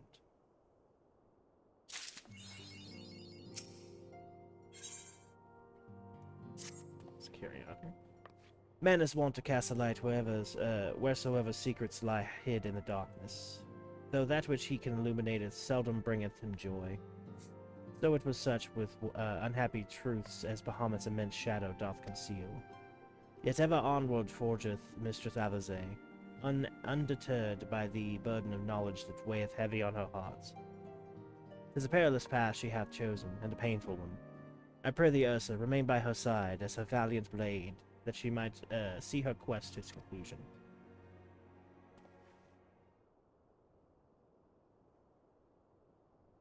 Ursa, it is well that you are here.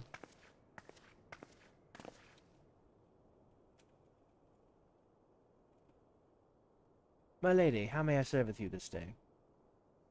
I have met with some difficulty in my mission, Urianger, and I should be grateful for your counsel. As you know, Bahamutt's physical form is regenerating beneath the Cottonelle Flats even as we speak. If we are to prevent his return, we must needs disable the two remaining intermittent hulks to sustain him.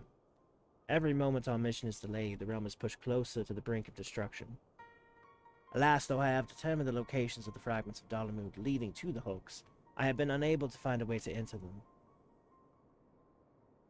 And gaining admittance is but the first step in your perilous undertaking. When last thou descended into Bahamutt's subterranean fastness, thou didst discover, didst thou not, that the dread primal had bound the shade of Nail Van Darnus unto his will. And though thou didst consign the fallen legatus to blessed oblivion, thou mayest recall that the piteous wretch was not alone. Doubt not but that Bahamutt's other thralls shall not seek to hinder thy passage. You can say his name, Urianger. I have not forgotten that my grandsire is waiting for us. My lady, I would remind you, as I must oft remind myself, the man whom we beloved and revered is no more. What remaineth is but a shade which defieth his memory.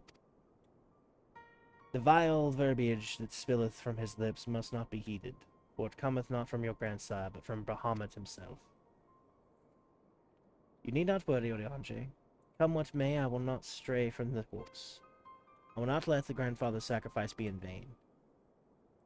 But mere words will not take us whither we must go, and as I said, I have been unable to find a way to enter the fragments of Bahamutt. My lady, might I suggest you visit the fragments again in Ursa's company? Full oft hath the Warrior of Light set events in motion by virtue of his presence alone. It is possible that he may do so again. That's a bit of an oversimplification, but he's not wrong. I, the while, shall search for the answers on my own. By our efforts combined, full sure am I that a path shall be revealed to us ere long. Were it anyone else, I should question the wisdom of such advice. Yet I cannot deny that what you say about Ursa is true. Very well, I shall do as you suggest. Assuming you have no objections, of course. Good. Now we seek entry to two fragments of Bahamutt. One lies at the Burning Wall in eastern Thanlin, and the other at the Singing Shards in Mordona. I left an assistant at each location with instructions to continue searching for means of ingress. It is not possible that they could since have found something useful to us. Not impossible. Let us begin by visiting my man at the Burning Wall, Dex. I think it was. Oh, Dex is his name. I read that his Dex is in like a geographical thing. Got that big deck energy. Excuse me. Okay, let's go turn in the Titan quest line. Then we shall press to the final coil Bahamutt, and then I can finally let my wife go. She's been on the hook.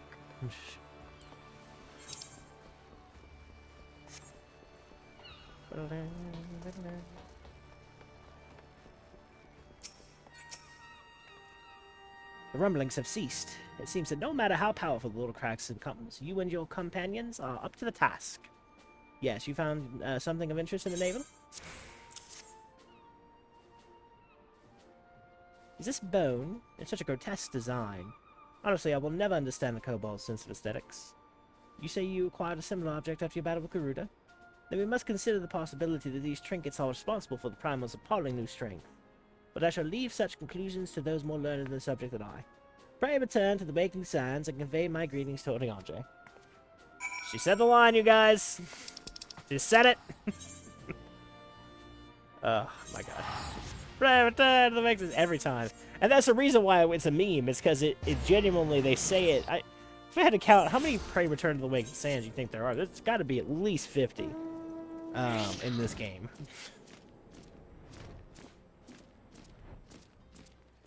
And it would be one thing, like, I feel like if they just, like, rotated the verbiage a little bit every time. But they don't. It's always, pray return to the Waking Sands, exactly like that. They're not like, oh, please return to the Waking Sands, or could you just return to the Waking Sands? It's always, pray return to the Waking Sands. I'm so glad we have flight for this, by the way. This area sucks to get to until you have flight.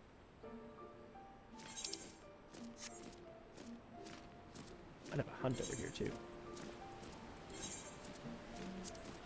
Seems likely because of the level range. Don't.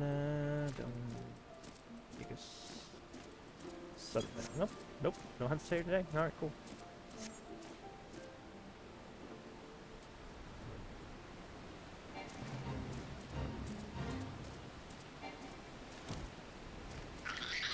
I think I'd quite like to kill this guy. We're going to do a boss fight real quick, just for the fun of it. I know my enjoyment of those. We're going to do that real quick, and we'll carry on. Carry on, carry on.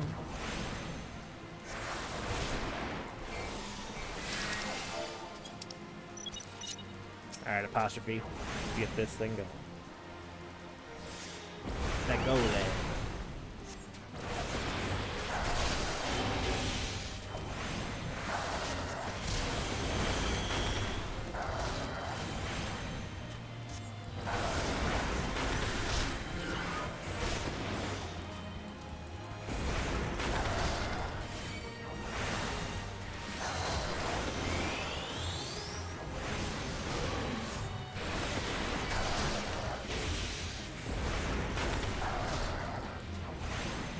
Down with him.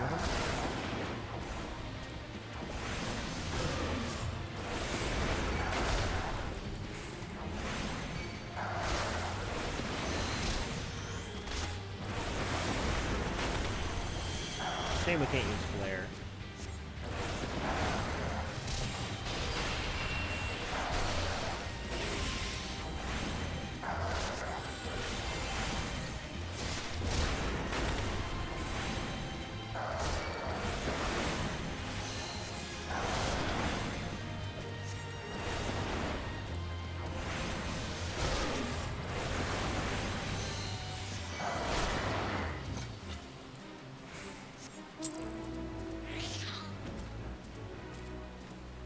I do really like the boss fights.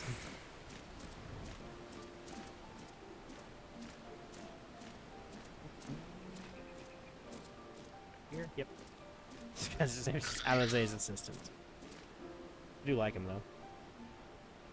Fun-looking guy. I say, are you not Master Basson, the lady's most faithful companion? Sinners, sir, at your service. May I say what an honor it is to meet you. How goes the survey decks?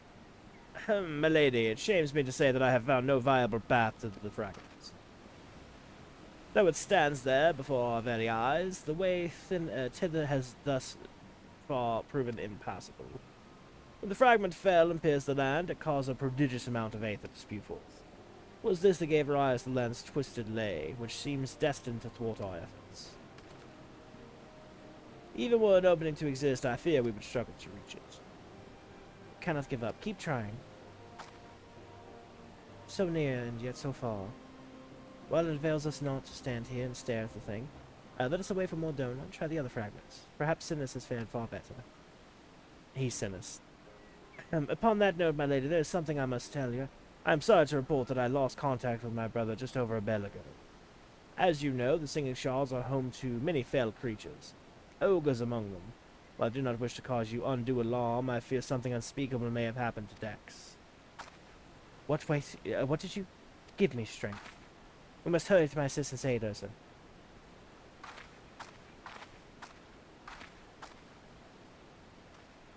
I don't know if if that's typos, or if she just mixes up him and the brother. I think it might have been meant to be played off as a comedic bit, but in lack of music and with the very serious tone of this questline as a whole, and that one in particular, it's kind of hard to say. It might have just been like an unfortunate spelling mistake, because it doesn't seem like it was meant to be for like a laugh. There are not a lot of those, so that is the case. That one somehow made it through 12 years of localization and updates. So I'm sure it was meant to be a joke. Honestly, that would make more sense. Let's see here. Now, there we go.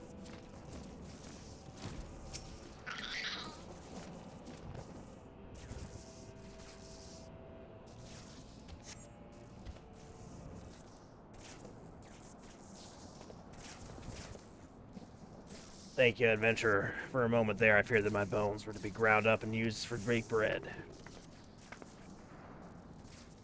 I am relieved to see that you are unharmed. It was wrong of me to press such a dangerous task upon you. My lady, your worries are wasted on me. 'Twas nothing at all, I assure you. If you please, I shall report on my findings. As you can see, though the tip of the fragment is exposed, the rest is encased in rock and crystal, rendering it impossible to enter the structure. We might try excavating the area around the fragment, but that is like to take time, and there is really no telling how deep that we may have to dig before we find a suitable port of ingress. As such, I am forced to conclude that gaining entry to this fragment is unrealistic. Forgive me, my lady. Confound it, we are losing precious time. What are we to do now? 'Tis I, Orionge. Glad tidings have I thee for my lady. For a blessing, a way hath been found by which thou mayest enter the remaining fragments of Bahamutt. Pray escort Mr. Salazar to the cerulean processing plant in northern Thanalan. There all should be made clear.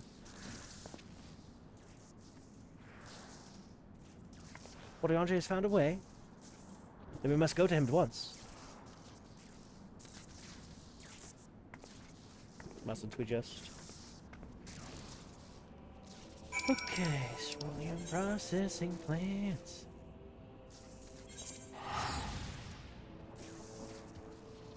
I will be right back. Just gonna run to the bathroom.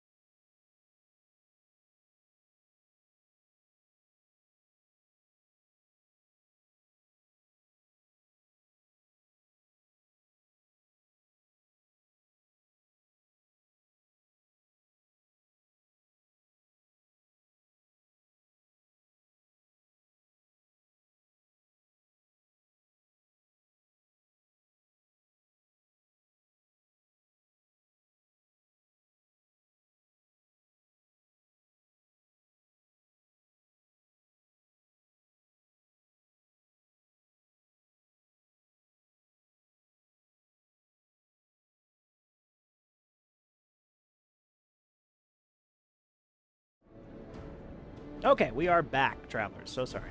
Bathroom got me a ice cream. I resolved to stop eating them while trying to read because it ends up sounding terrible.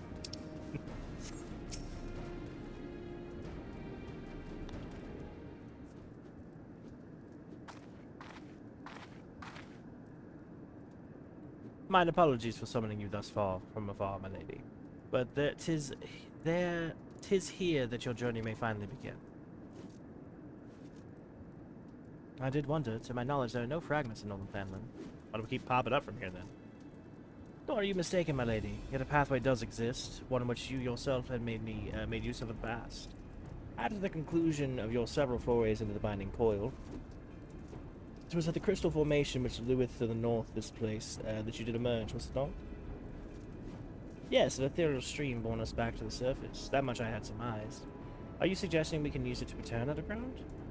And even if that were possible, would it not simply bear us back to those places which we have already explored? It need not, my lady. Pray allow me to explain. Upon the evidence of your experience, it seemeth plain that the two intermittent hulks may share the selfsame ethereal egress. From this did we infer that others may be connected in likewise.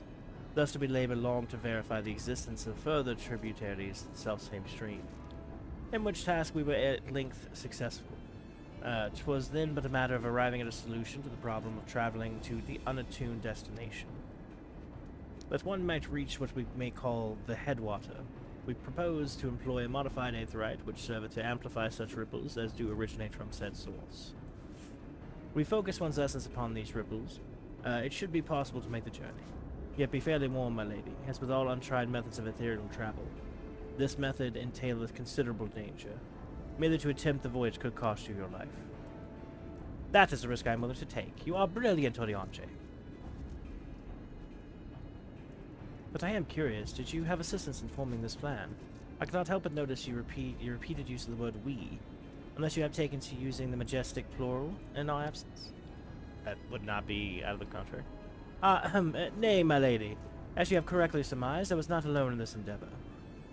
Meaning there are others who are aware of our mission.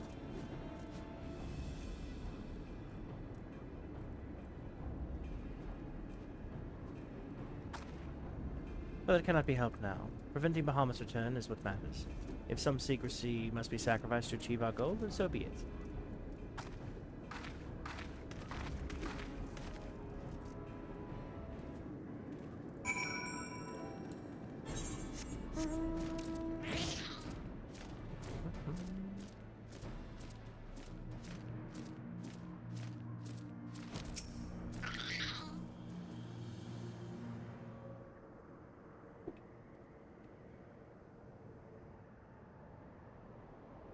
So that it must be the modified aetherites. But what are the immortal flames doing here? Those men have been sworn flames of Uldar, but they are the first and foremost faithful retainers of House Lavalier.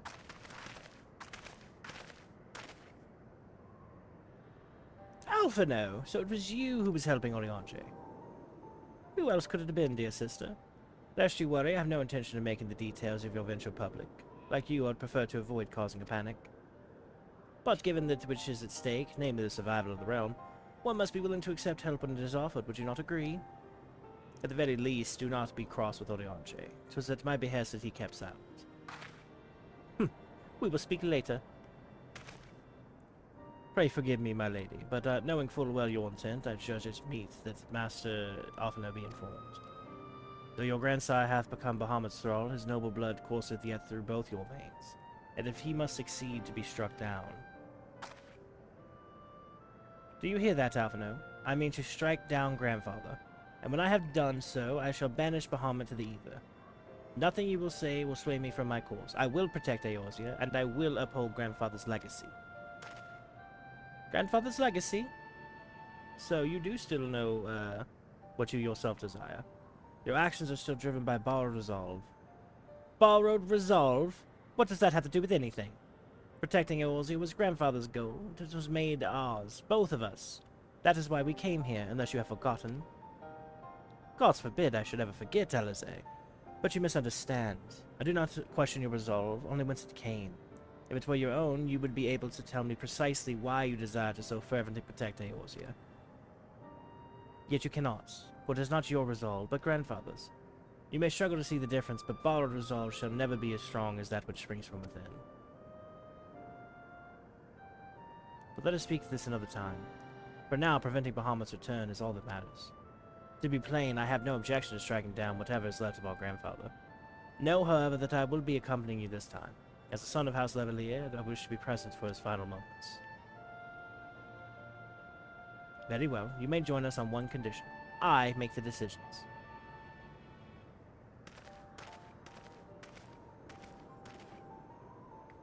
If it please, my lady, the name's Erkenrod. Our preparations are just about complete. When you're ready to embark on your mission, just give me the word, and I'll be waiting for you at the cerulean processing plant.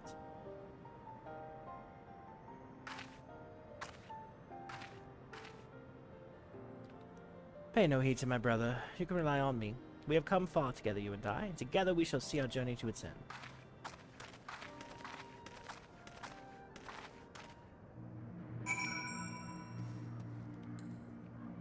So somewhat unrelated, but my wife and I had a road trip recently for our anniversary, and I got to show her for the first time this is fairly true to life. This like striation and coloration in the dirt. It's typically due to a large quantity of iron in the sands.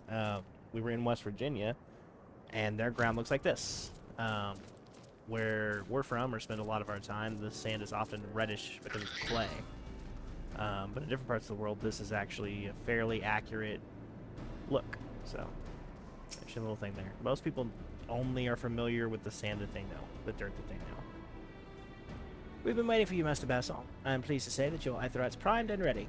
As you know, the remaining intermittent hulks are connected to the fragments in eastern Danland and Mordona.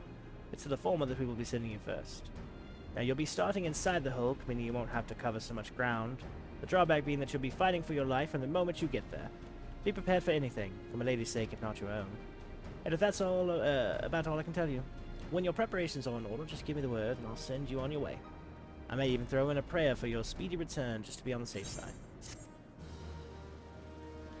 Okay, ready? Let's do this. The Vital Coil of Bahamutt.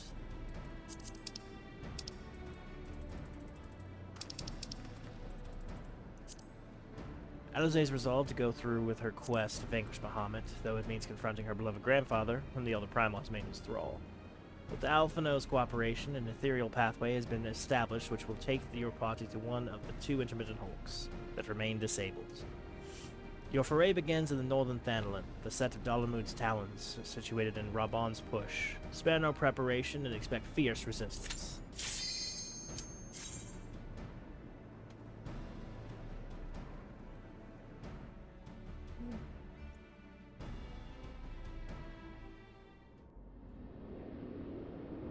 The Final Coil. 45-60 yalms, we're already quite low.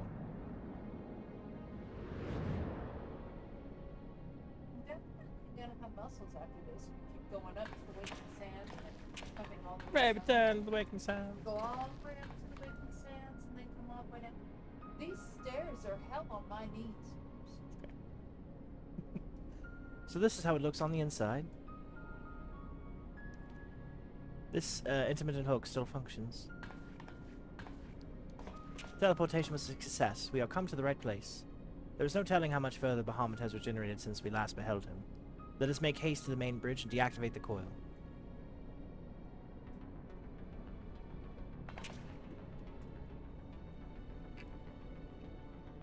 These are receptacles similar to these in the previous hulk. Those held chimerical beasts, but one of the Alligans know what other abominations may be sleeping within.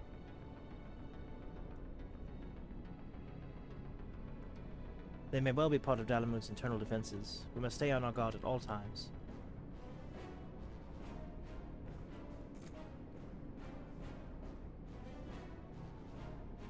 Glares. It was a really good choice to redesign these two to make them look slightly different because... Man. Okay. Are you ready, Weasel? No. Yeah, she was saying this is going to give her a lot of muscles. I know you guys can't really hear her. But... Oh. Hello.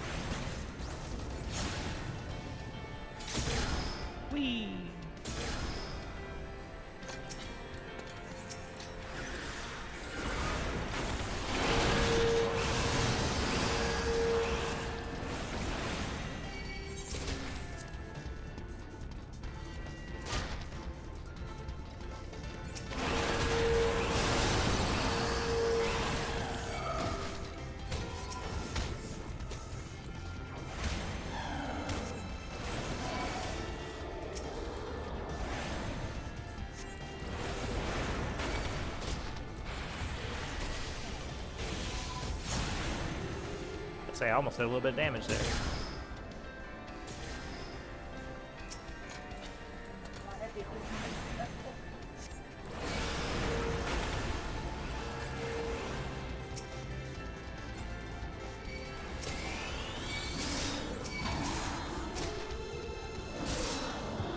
I'm dead.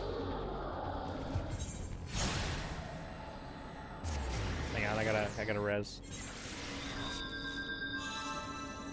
Don't go on without me, is what I'm saying. What'd you do? I died Why? because the tank around me was not killing things fast enough, and I get one shot by everything in the building. Well, then stop doing that shit. Okay. So remember how I was like, hey, don't go on without me? And then you started going on without me?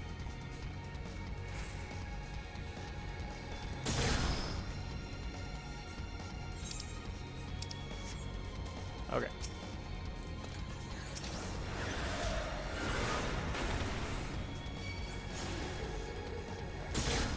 Thank you.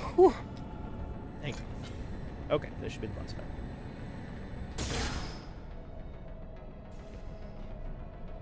I was expecting a cutscene. Oh, there it is. I've not been here. Oh, we're in a new one for my wife, apparently.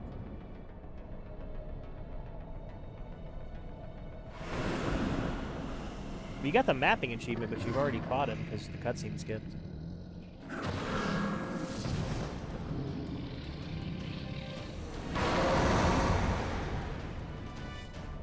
This is an interesting looking creature. It looks like a coral mixed with like a wolf.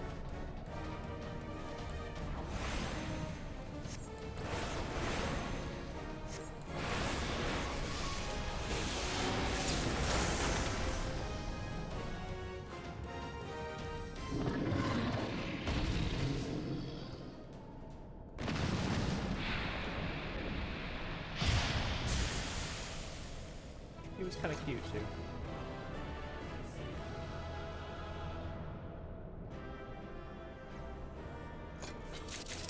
Oh, okay. Didn't even get a chance to look at it, it just disappeared.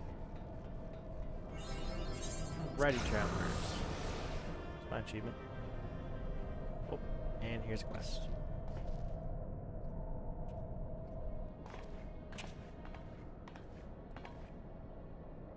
By the 12 dragons and so many.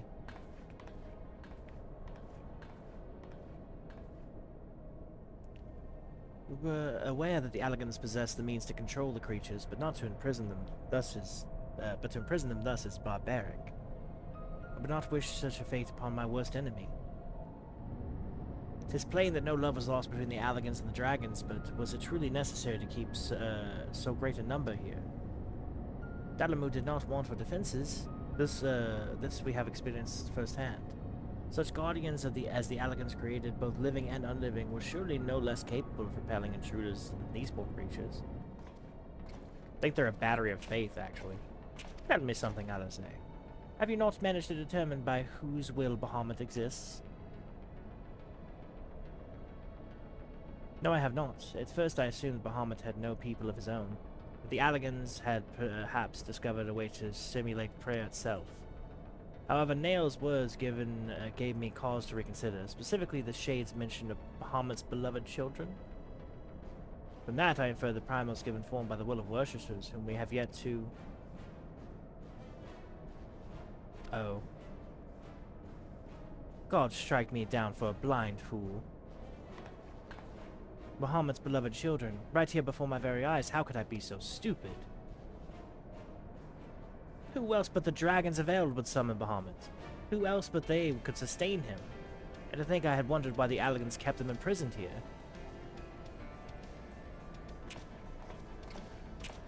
Even should the flame of Bahamutt's fire life go out, his faithful children would summon him back. For this reason, the Alligan Empire kept an army of dragons here in a perpetual state of duress, that they might sustain the primal's existence. Truly, the Alligans' ingenuity knew no bounds, and neither did their cruelty. Small wonder that Bahamutt was so enraged. Let no one deny that that it was man who sowed the seeds of the calamity. Will you now turn your hatred towards our own kind, dear sister? Do not patronize me, Alphino. I merely acknowledge our guilt. Lest you be in any doubt, I have no intentions of allowing Bahamutt to lay the world to waste, regardless of the atrocities that Allegans committed against his kind. We have no choice but to eliminate all who worship him, be they his children or his thralls. It seems reasonable to assume that the systems responsible for the primal's regeneration is also responsible for sustaining the captive dragons. If we disable it, all should perish. Let us press on.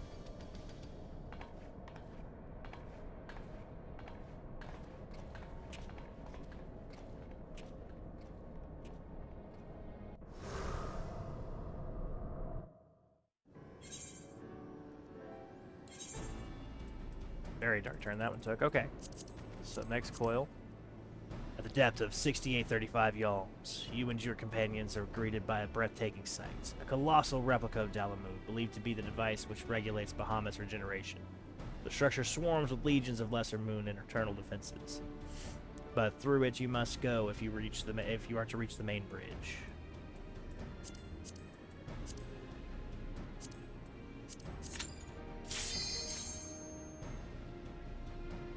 We are getting there, travelers. Very exciting.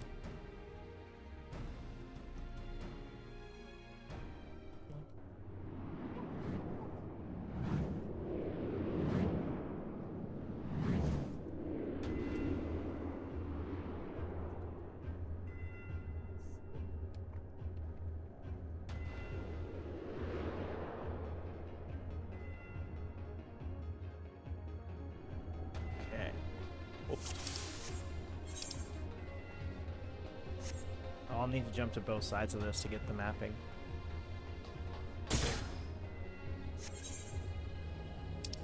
Oh, never mind. One side maps both. Okay, cool.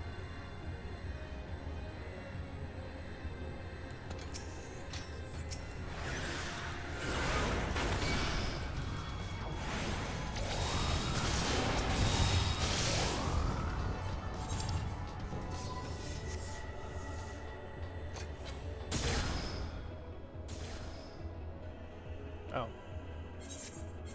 Thought we were going over there, I guess not.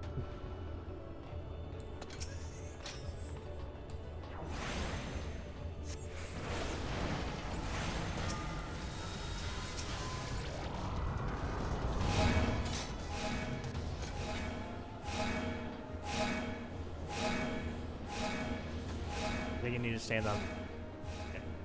Okay. Stay on the weather. There you go. There you go. Okay.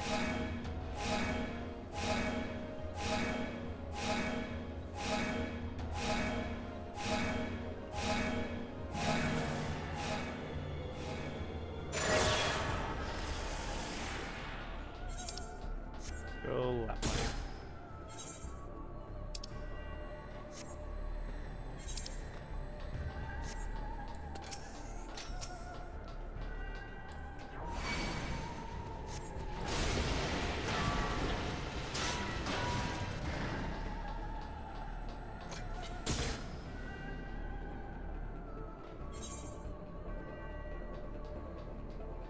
Interesting. I guess this way.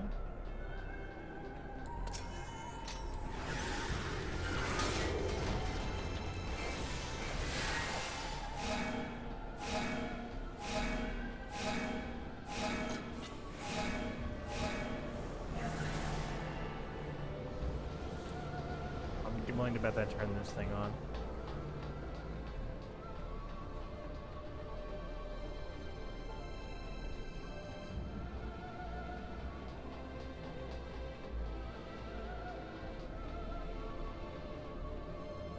Maybe.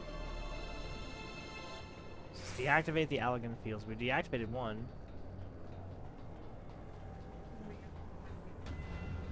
There's no way to get back.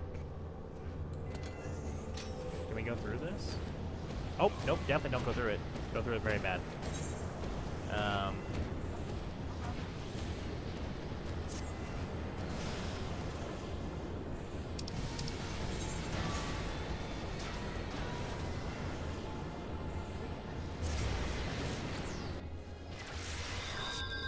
Okay, I think we need to return and then maybe go to the other side.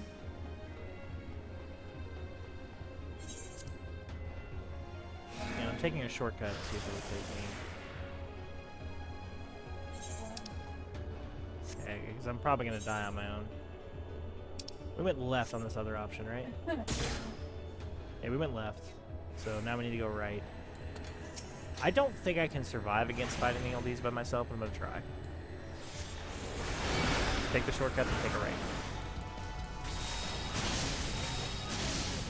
Yeah. Otherwise, you're going to be gone a while. Yeah. Alright, travelers, we're in a battle of wills, as I lost. Don't worry, though. Our savior is currently flipping through the air. Falling seemingly forever. Oh my god, that was a long fall. Oh, and then, so she missed the shortcut, travelers. So rather than proceeding forward a pace, where she would have gotten to the area where the shortcut would have gone, she is dead. Went back so she could take the not-so-shortcut. Oh my god. It's okay, they're not seeing this in the edited version. Only the live stream people get to see this. Marital bliss at its finest. Okay. It's okay, guys. She's new to the game. She's new to the game.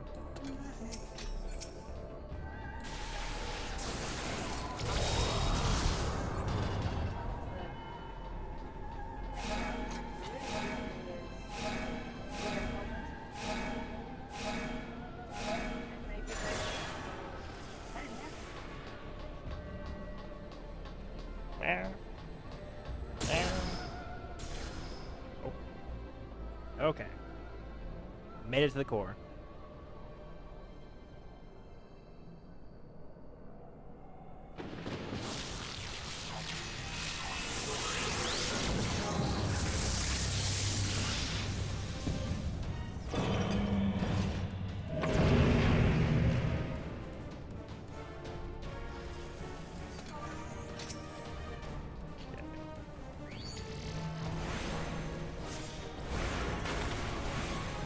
Wow, you're actually not doing a whole lot of damage to this thing. There we go.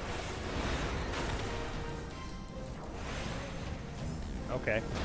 She had a lot of health there for the beginning, though. Do you see that?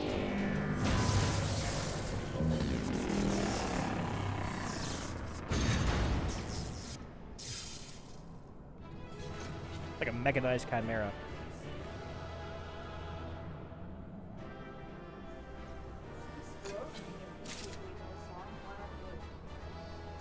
Run away.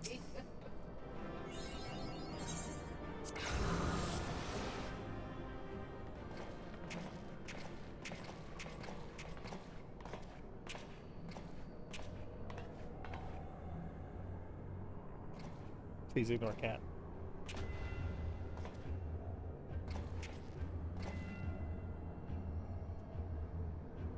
Why, this looks like a model of Dalamud, yes.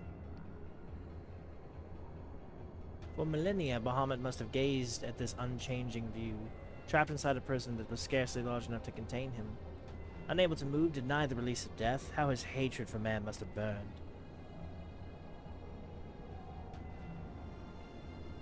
That hatred found an ideal vessel in Nail Vandanis. In many ways, Bahamutt is to be pitied, not loathed. But knowing the true extent of his fury, I am more convinced than ever of the necessity of our endeavor.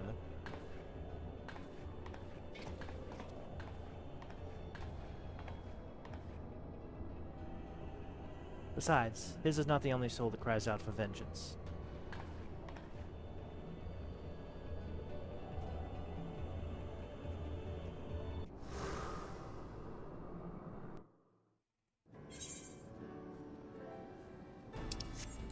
Okay, 2 more to go.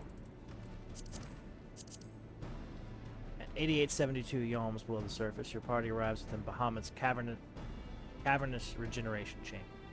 As Alizé moves to disable the intermittent Hulk, she finds her way barred by her grandsire, the Archon Louis Soir. The man once gave his life that the realm might be spared. If you would honor his legacy, you must strike him down now. A lot of cutscenes on this one. I think one of them's actually narrated, which would be pretty cool. Especially now that we fixed that stupid bug. Gods, he is almost whole again.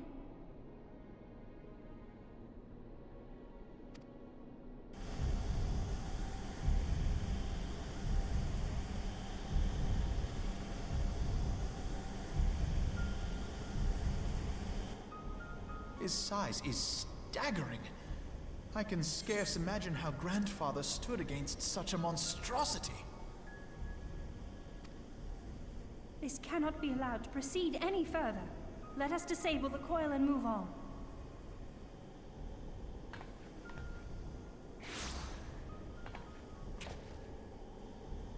Grandfather? No, that man is dead. I will not dishonor my beloved grandsire's memory by calling you such. You are but his twisted shape, the thrall of a mad primal. You were foolish to disregard my warning, child. Are you so convinced of your own righteousness?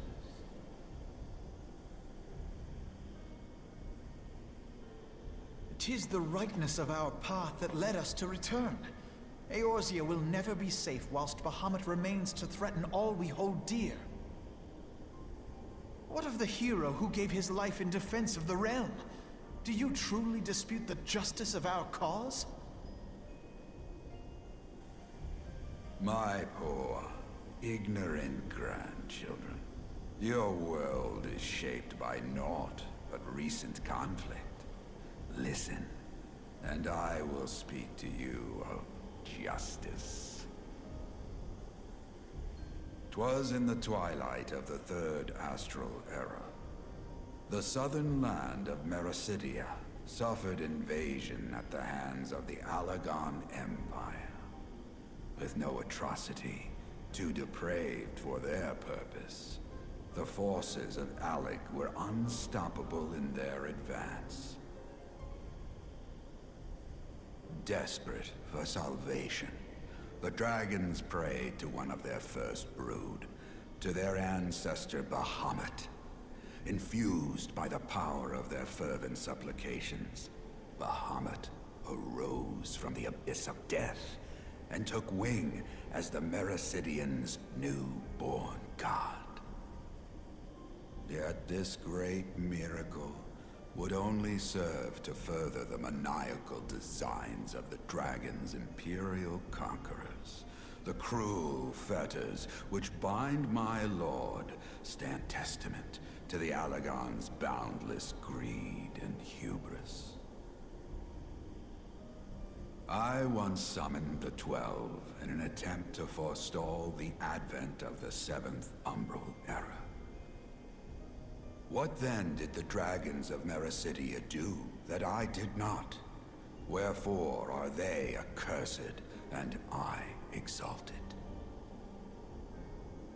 'Tis man's overweening belief in his own primacy that blinds him to the commonness of his condition and the truth of his own tyranny.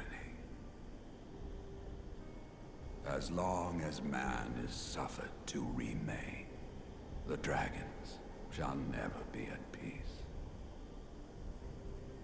Only when the plague of people has been expunged shall the children of Lord Bahamutt be free. Then shall the world know true justice. Stop it! Grandfather would never say such things. His belief that people were worth saving never faltered. He had faith in their strength, that they could stand together and push back against the darkness seeking to shape them. A false hope. 'Tis folly to place one's faith in so flawed a race. Stand together? Huh. They would first need to agree on which direction to face. If history teaches us anything, it is that man cannot find common ground between his own 2 feet. Even you, twins whose veins run with the same blood, struggle to fathom each other's reasoning. You hide your differing agendas behind the convenient banner of Eorzea's salvation. Given your obvious self-interest, can you truly claim no kinship with the Allagan? And though I hope they might bring you closer, 'twould seem that the twin grimoires I bestowed upon you were a wasted gesture.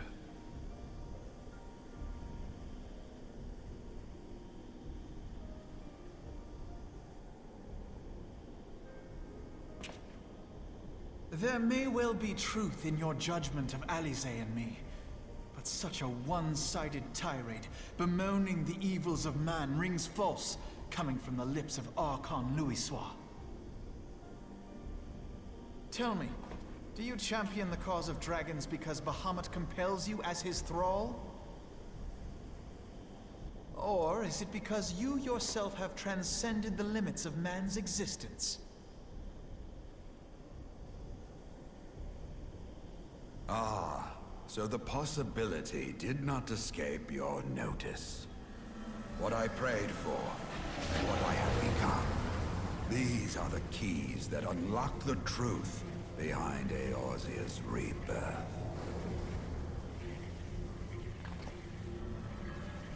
If you would have them, then you must needs take them by force. Come, rend this divine form asunder and claim your answers.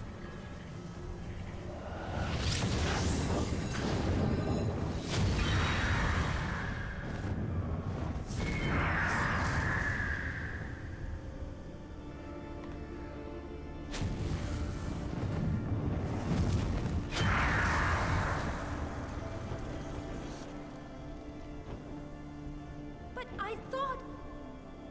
No. He has become a primal? It is difficult, I know, but you must accept it. That entity is no phantom or imposter. It is our beloved grandsire.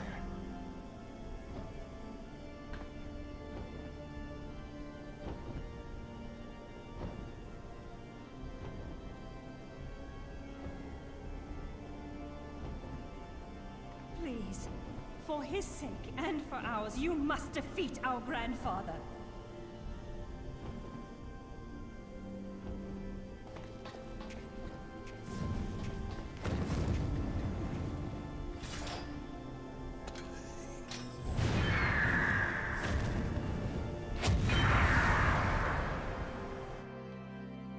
Okay, I had a bit of a premature unmute there, but yeah, we are ready to go. Facing the Firebird Phoenix. I could explain to you what's going on, but we'll let the cutscene do it after. You ready? Let's go.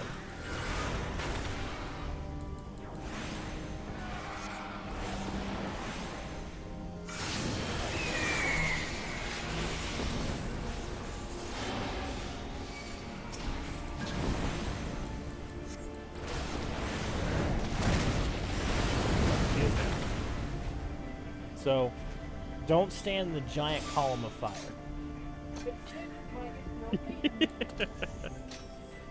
Alright, you ready?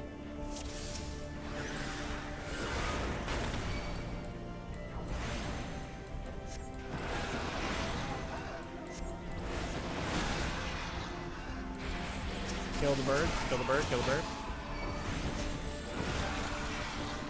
Dead? Yeah. The other bird, that bird, you got him now.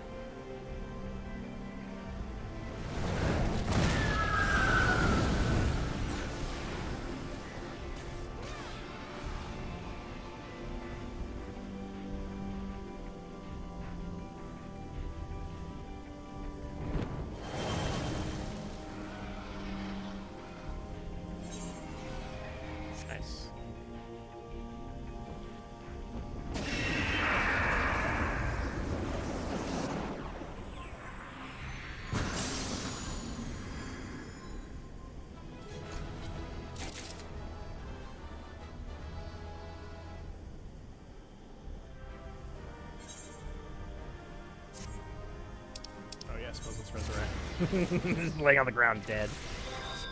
Okay, real quick before we go into this next thing. Apparently I need to cash in some of these because I'm running out of space. Oh, I can't use it here. Oh, well. Can I use my... Oh, can't use that here either. Alright, let's go. Gonna go on mute here. This should be a very long but very cool cutscene.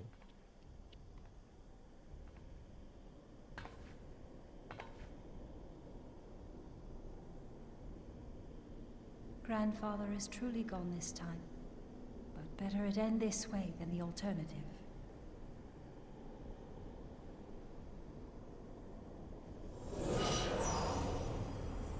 I am yet here, Alice, my dear, sweet granddaughter.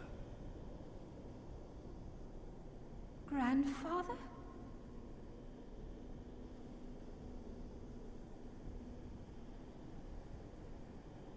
I must thank you, warrior of light. Without your valor, I might never have broken free of Bahamutt's control. These last few moments are mine, to live as the man I once was. This is all that I wanted. Yet, now that it is happening, I find myself struggling to believe it. Is it really you?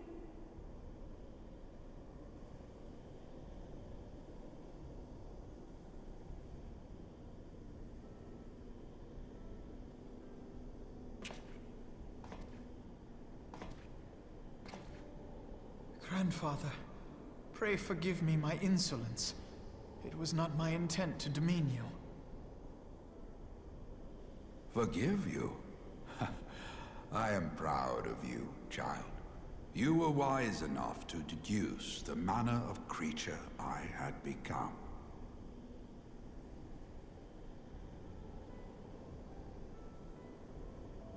Alfino, Alize, if any here should beg forgiveness, it is I. Grandfather, I must ask, will you not tell us what befell during the calamity? Yes, yes, of course. You have come far to hear the truth.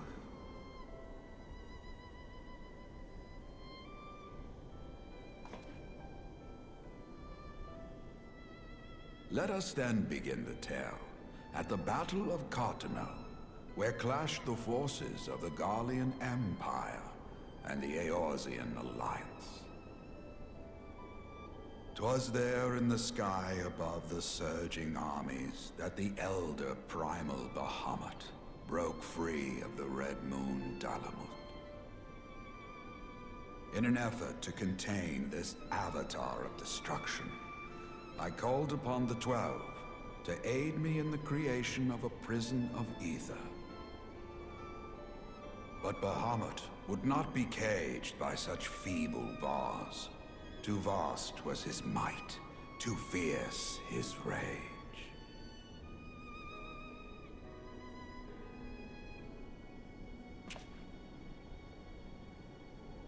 Little choice remained to me. I used the last of my strength to entrust our hope unto the future, and prepared to meet my end.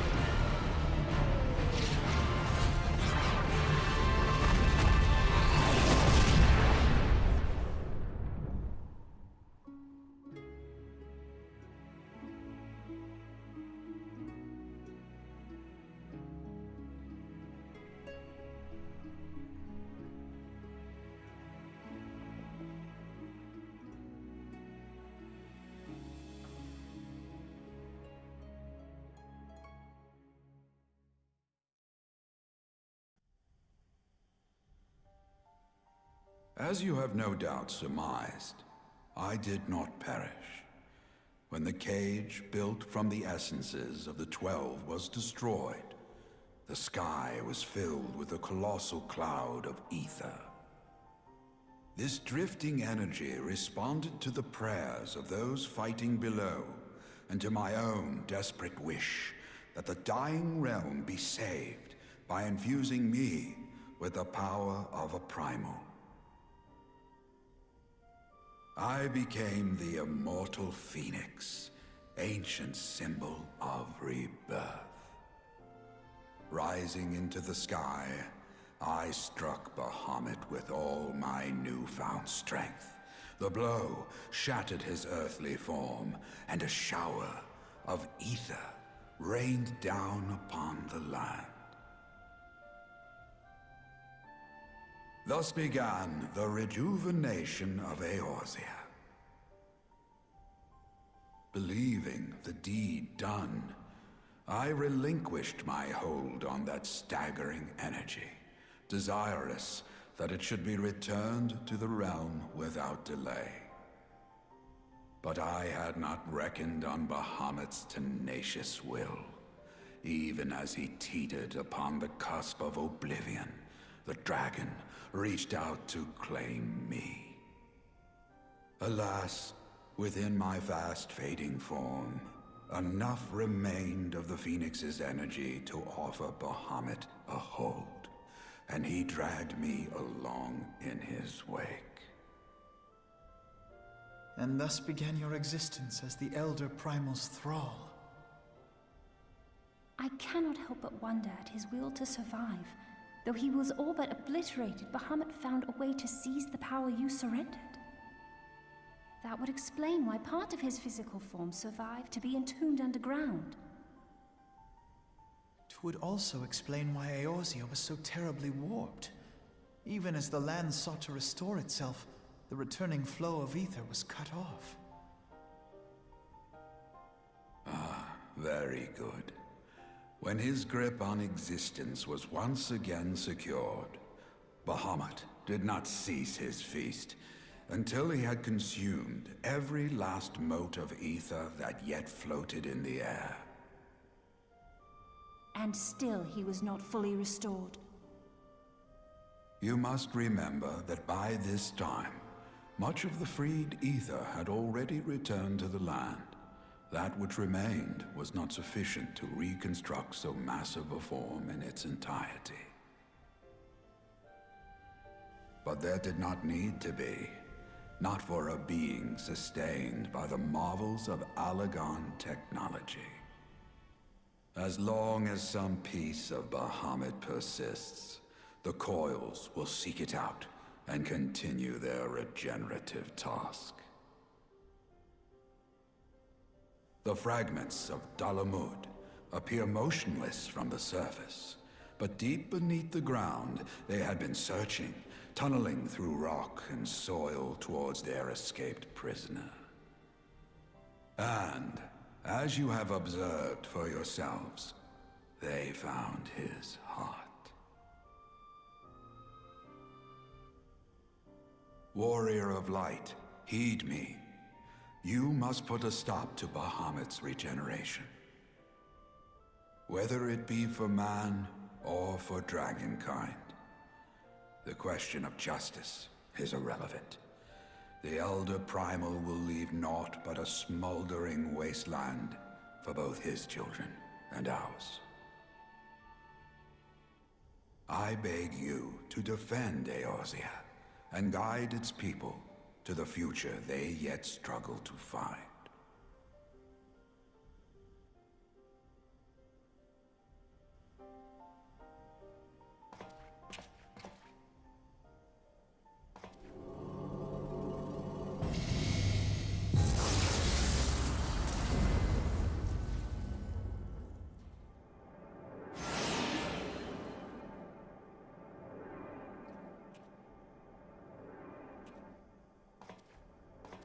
This portal will take you to the final internment hulk.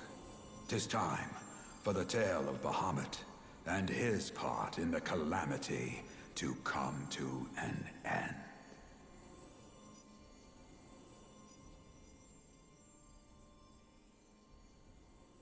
Alvino, Alize, pray, come closer.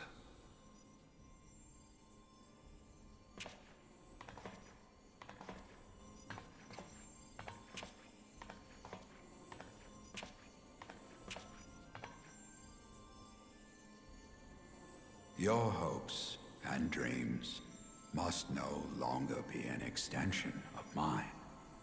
You must needs find your own reason to fight for this realm, your own meaning in this sea of chaos. Will you do that for me? Of course, Grandfather. I have already made it my mission to see this newborn Eorzea survive and flourish.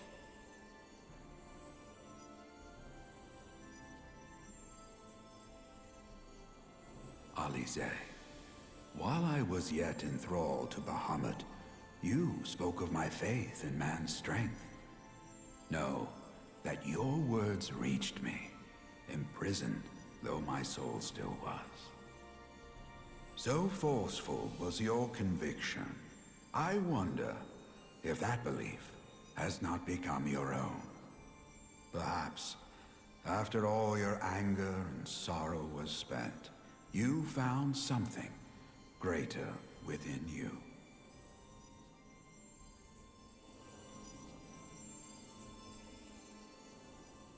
See this fight to its culmination. 'Tis also your strength in which I have faith.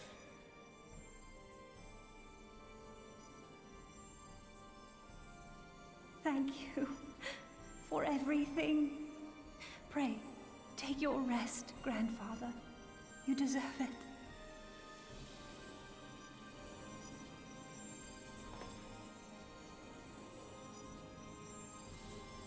There are records of an art that allowed one to summon the power of a primal from the essence of its demise. And though I am no true primal, all that I have left, I give to you. Alvino, Alize, my darling grandchildren. May light's blessings ever keep and protect you.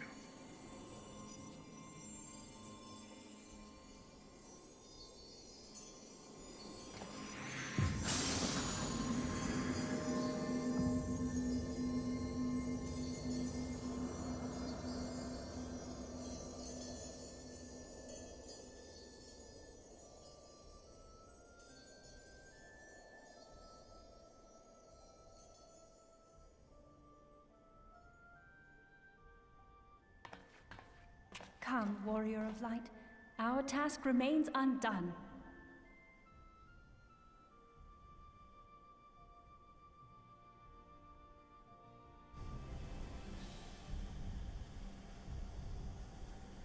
Okay, a lot going on there, and who the fuck is this? Hello? Hope you're having a good journey as well, random bunny man. Cool. Carrying on.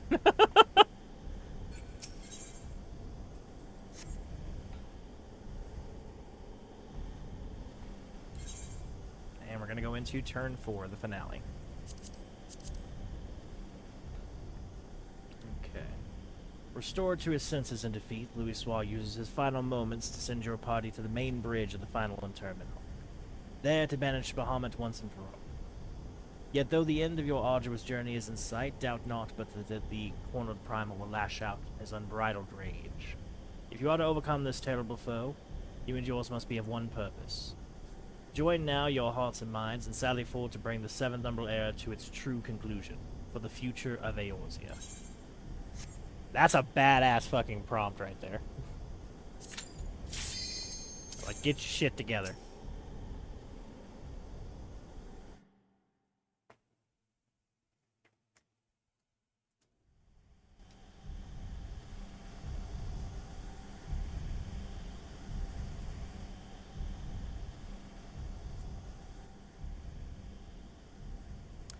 So Louis Swab was mentioning, while we're just watching this cutscene, Louis in narration just yet. Louis Swab was mentioning the art of summoning. That makes sense as to how he gets something later as a summoner. So.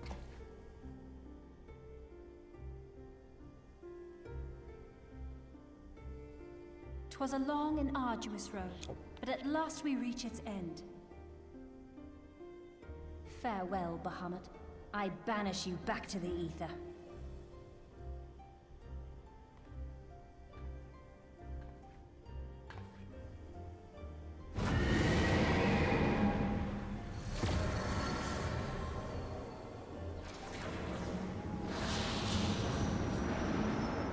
He is not yet whole. I did not think him capable.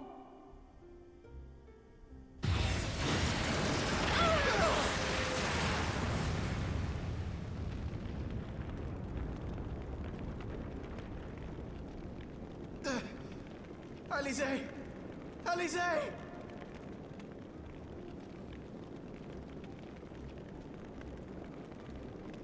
I had thought it finally over.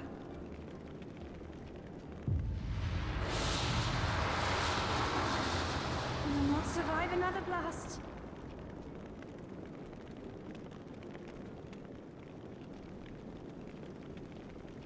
No. Is this how I honor my promise to Grandfather? You must needs find your own reason to fight for this realm. Your own meaning in this sea of chaos. Will you do that for me? I will, Grandfather. In fact, I believe I already have.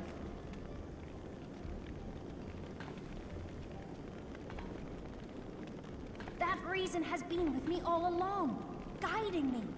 Eorzea's blade of light, shearing through endless shrouds of darkness. I have been shown the miraculous feats of which we are all capable, of which I am capable. Bahamutt, you have wreaked enough havoc. I will not let your wrathful fires consume all that we know and love.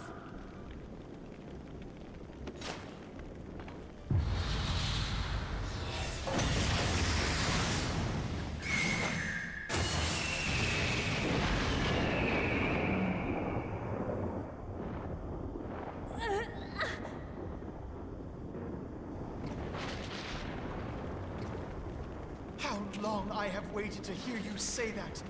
You have found your resolve at last!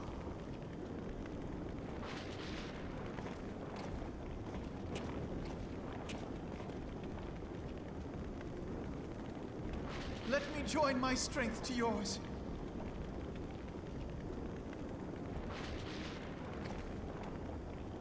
In this place, in this moment, our purpose has become one.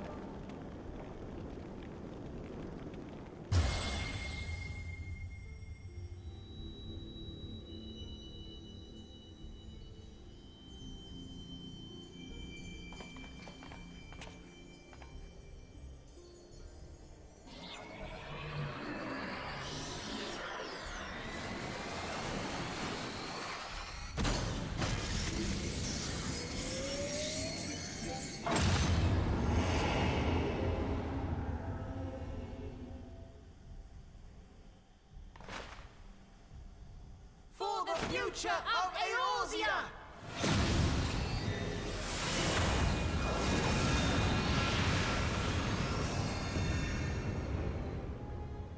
This last task is yours, Warrior of Light. You must destroy Bahamutt's crystal core.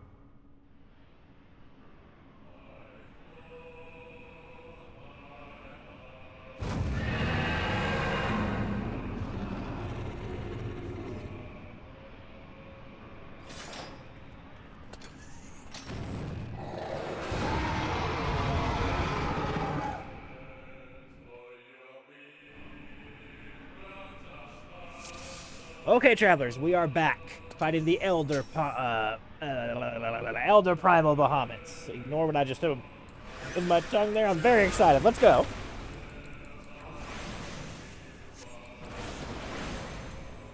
That first Giga Player will surely kill me.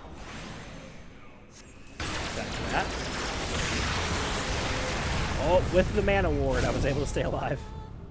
Barely.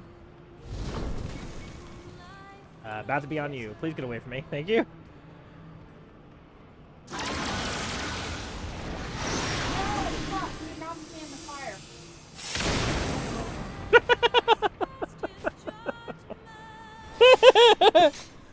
Oh, that was over. Alright, once again, we're here to fight the Elder Primal. Elder Primal. I can't even, fucking second try, I still fuck it up.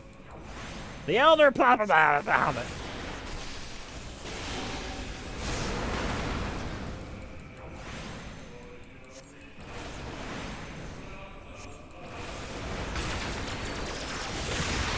Oh!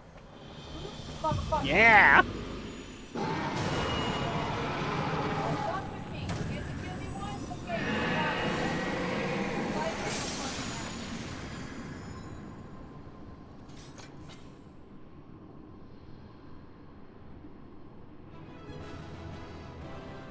Fucking fires in the background. God damn.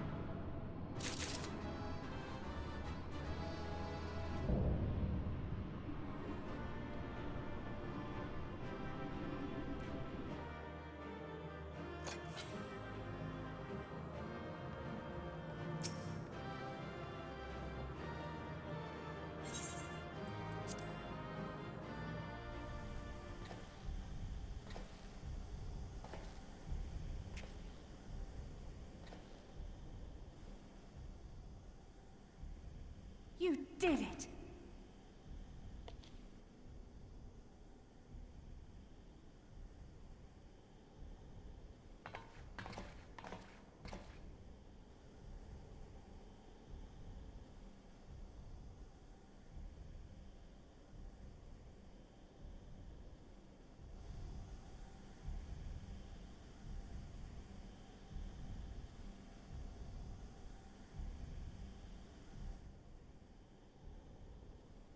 But one task remains.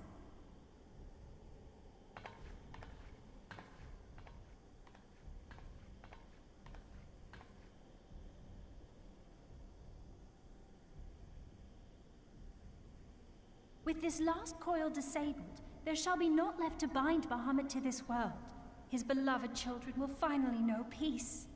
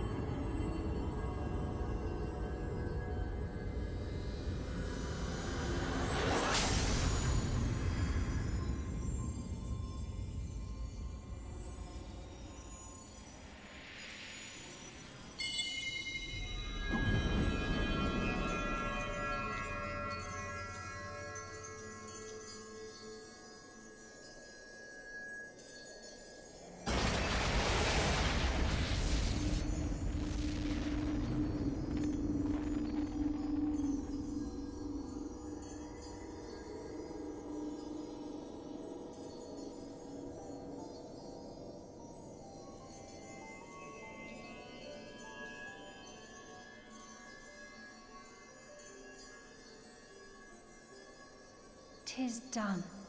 He is truly gone."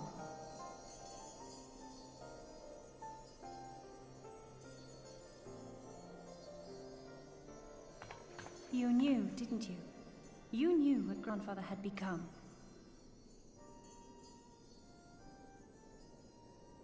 I was not certain. but from all I had gleaned, it seemed a distinct possibility. The scene people describe of the Battle of Cartano was one of unimaginable devastation, and 'tis through the combined prayers of the desperate and an abundant source of ether that primals are born. I merely put two and two together. And you consider that a sufficient explanation? Well, however you stumbled across your theory, 'twas this revelation that made you wary of my attachment to Grandfather. You feared that in my obsession I would fall under his primal sway. Is that why you decided to join us? To pull me back should I show signs of wavering? Pray forgive me, sister. I wished only to protect you. Yet I see now that I needn't have doubted the strength of your conviction. May I ask you a question? What do you now intend to do with the truth you have uncovered?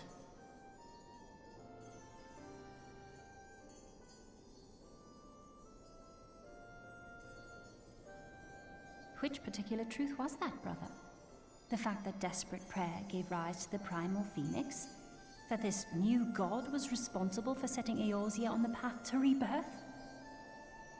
Should such a tale become common knowledge, people would soon offer up their prayers in earnest. They would beseech Phoenix to complete the healing that was begun. Yet as you and I know all too well, the very act of calling forth this savior would do more harm to the land than good.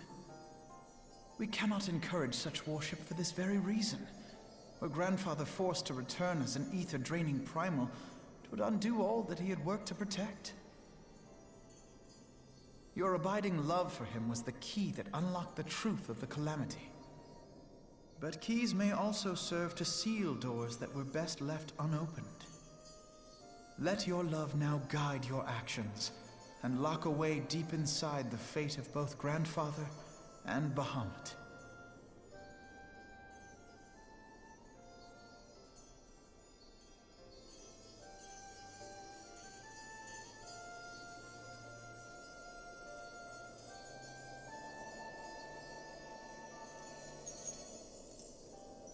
Fear not, Alphino.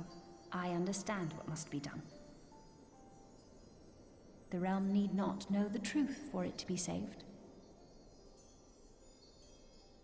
That the Elder Primal is banished, to return no more. That is enough.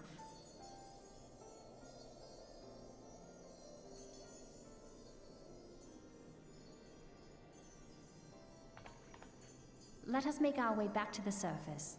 Poor Oriange must be beside himself with worry.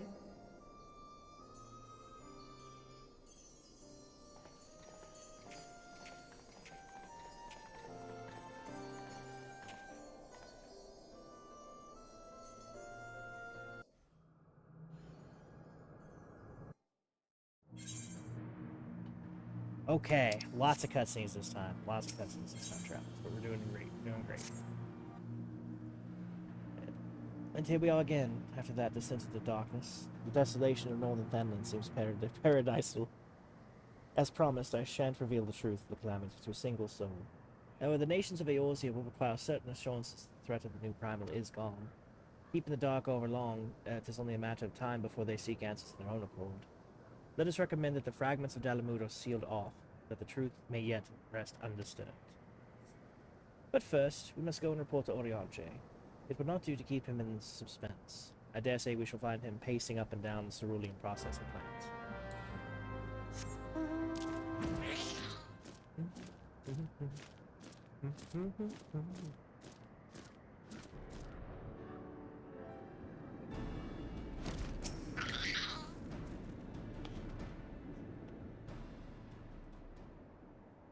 Ah, the warrior light returneth, undimmed from the depths of the darkness. By thy triumphant bearing, I take it thou hast succeeded in thy mission, and yet thou art alone. Mistake me not, my dear friend, for glad am I of thy return. But where, pray, are Master Alphino and Mistress Alizé?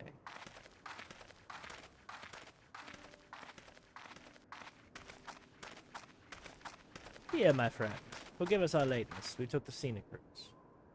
Bahamutt is no more. The realm is safe. By the heavens, look at you! What horrors your young eyes must have seen. What suffering your young bodies must have borne. Pray tell me, where are your hurts? Your wounds must needs be cleansed and dressed at once.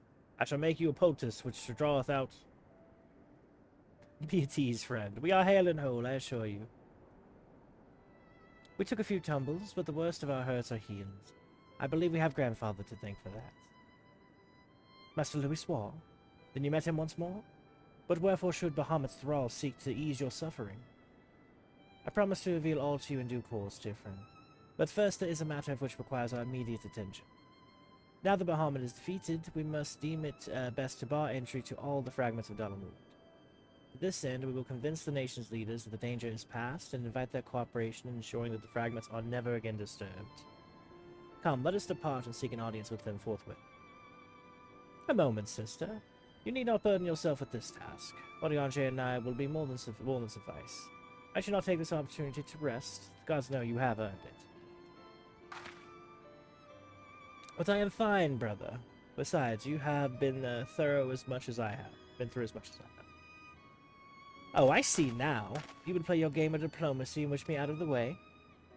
No, I not could be further from the truth, Alize.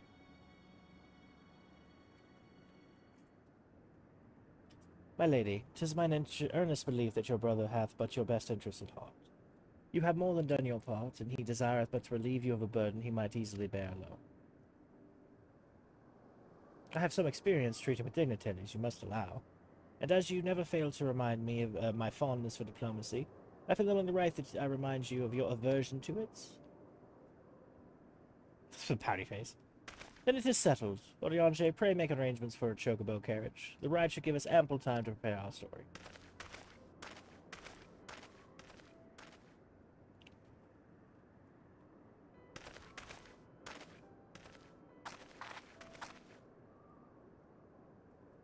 Alfie, no.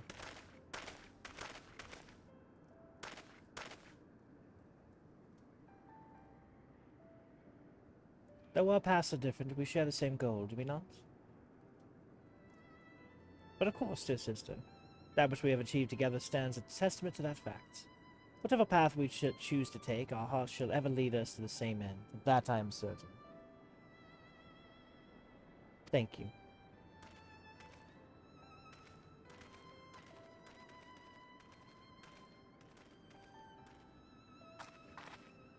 There is a place that I would visit.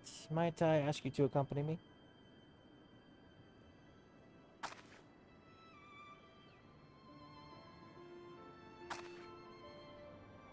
But first, I do believe a change in garments is in order. It won't take but a moment.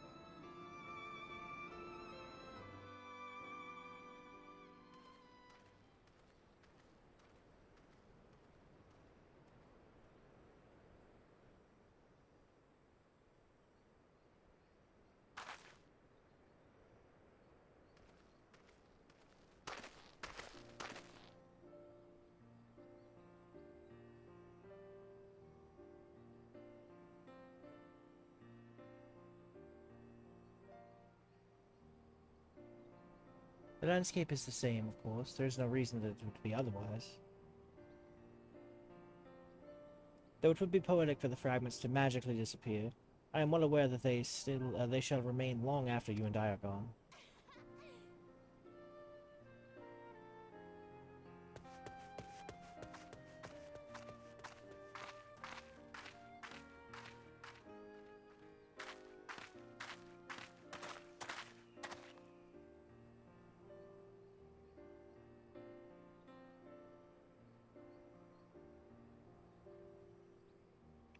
The world may change irrevocably, but life shall ever go on.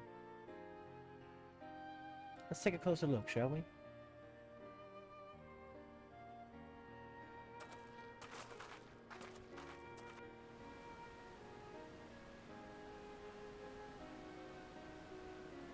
I have no doubt that Alphinaud will do an admirable job concealing the truth of the calamity.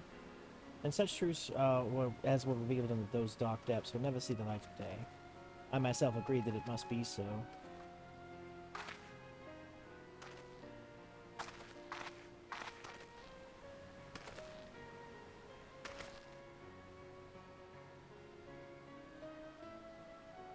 But the thought that people of Eorzea shall forever remain ignorant of their savior, of your deeds, the injustice of it is almost too much for me to bear.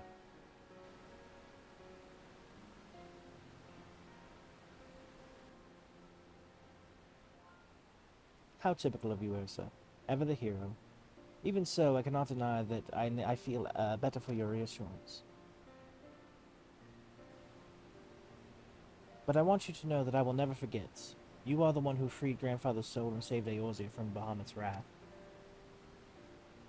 And though these great deeds will never be remembered in song, their consequences will be felt forever by every soul who calls this realm.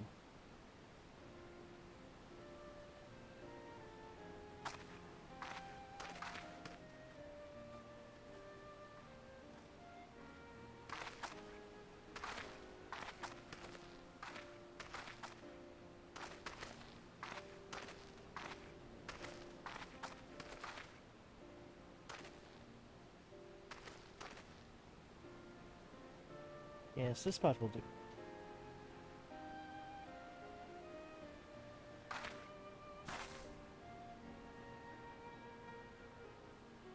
For Grandfather, Neo, the dragons of Mericidia, for all those who were taken by the calamity.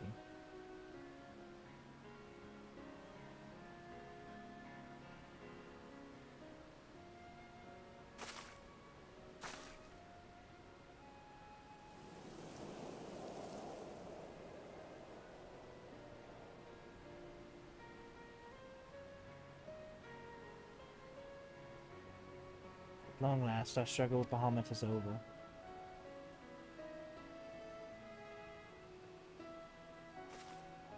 The realm given new life through the prayers and sacrifices of countless souls may look to a brighter tomorrow.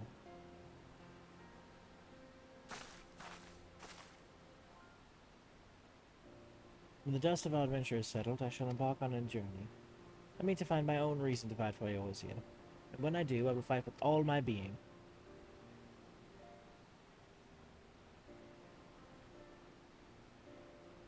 You've done so much for me, Ursa. One day I hope to be able to repay you in kind. I have no doubt that you will continue to help those in need and grow ever stronger in doing so. I shall endeavor to do the same. And of the 12 of our kind, I hope one day to become Eorzea's sword in the darkness, as you are. Come what may, you may rest assured that I will not be outdone by Alphino.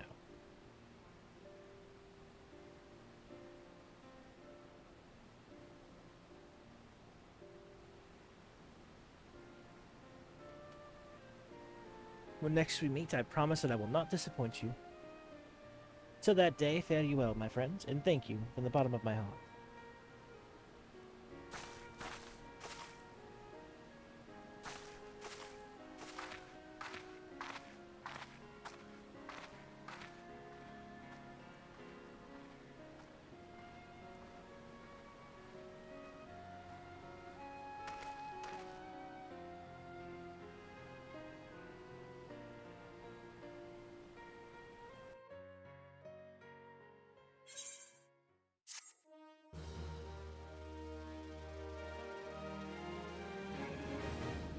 Okay.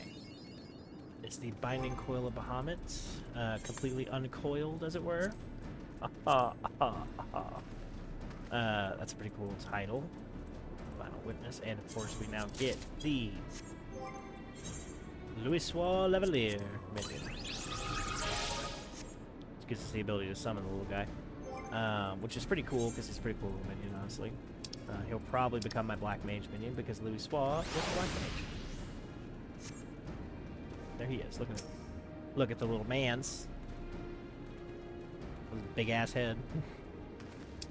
Okay, let's go turn in Odin, turn in Titan, get Ifrit, kill Ifrit, and then we'll end the stream. After that, I promised my wife we'd do some grinding for her. She is more than wearing that. I just watched her casually spin more gil than I've ever seen in my entire Final Fantasy career. What are you buying? My gear wasn't like the best. Okay, so she just casually, I assume, Bought an entire accompaniment on an expensive server, mind you. She could have saved a lot of money being on any other server. Of every piece of gear. I got them with their, listed them with their, And materia. How the other half live, travelers. I am but a peasant. I still owe her 1,000,000 gil, matter of fact. We paid 1,000,000 of it, though. Your bravery before the Dark Divinity was commendable, Adventurer. I am relieved you escaped the battle with your life. And it was not for nothing, I might add. Brother Usumion and I have observed something remarkable. Though I should like to discuss it with him, present. Oh, see how he comes.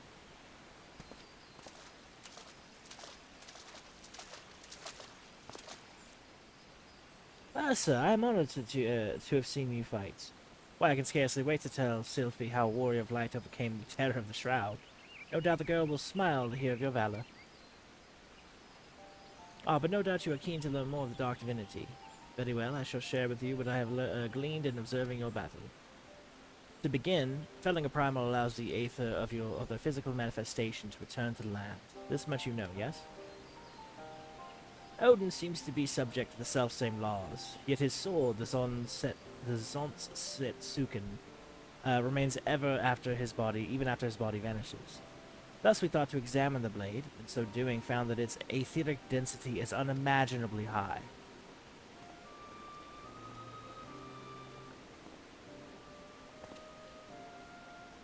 Now we had always assumed that the being who brandished the weapon was Odin. But what if we erred? What if Zonssetsuken is, in and of itself, the Dark Divinity? An unforeseen conclusion, yes, but one that clarifies much of the primal. Indeed, that would explain why Odin has never truly fallen. No one has thought to destroy the blade, and if Zonssetsuken is the primal, could it not conjure itself a new wielder? Yet just as efforts tempered Leviathan or Leviathan's drowned, Odin must needs have his sundered to offer crystals in his name. Unless he drinks of the Shroud's aether, such a weak source of power could be why it takes time for the Dark Divinity to manifest again. You see, Adventurer, our theory accounts quite nicely for the two of the mysteries that for so long surrounded the primal. And yet, Eapopesi, hence a third mystery remains. If there are no sundered, how does Odin sustain himself? I cannot imagine the wishes of those who first summoned him were so strong as to echo throughout the centuries. Brother, I do not think our theory is flawed. No, this discovery makes clear that holes in what we had for so long believed of the primals. We must revisit the beings with a keener eye. I will inform Master Oriange of what we have gleaned, Adventurer. I urge you to do the same, should something else of Odin occur to you. But today is a victory all the same. We have the Zonssetsuken, and the mystery that remains pale in import to the act of blocking the primal away. With any luck, we can seal the sword and end the Dark Divinity's ride. Brothers, something terrible has happened.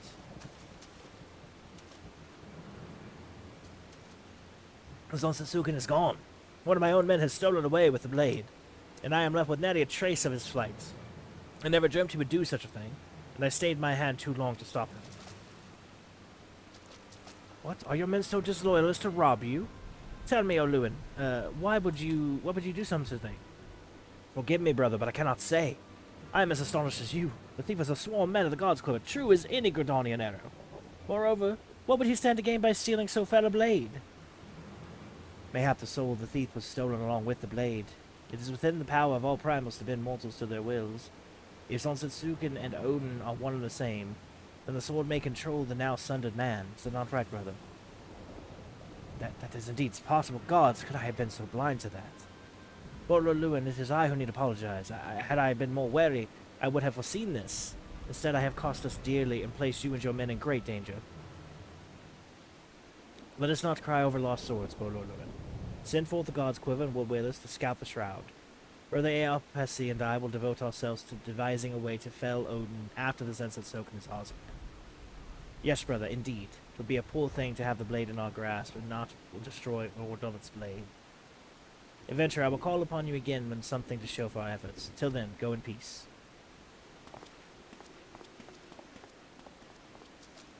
Very interesting Odin. We will learn more about him in Stormblood. It's gonna be a while.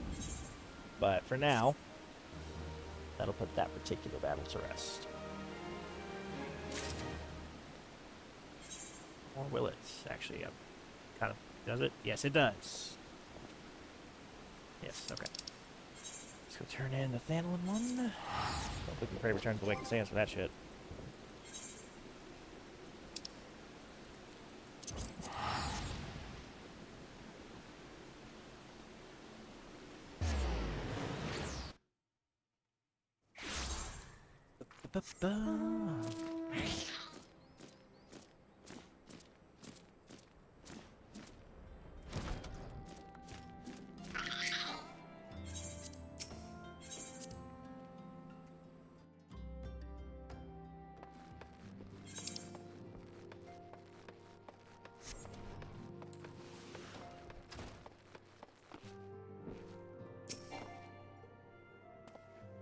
So Laurel Crags was also possessed of unprecedented vigor, and now has returned with yet another curiosity of bone.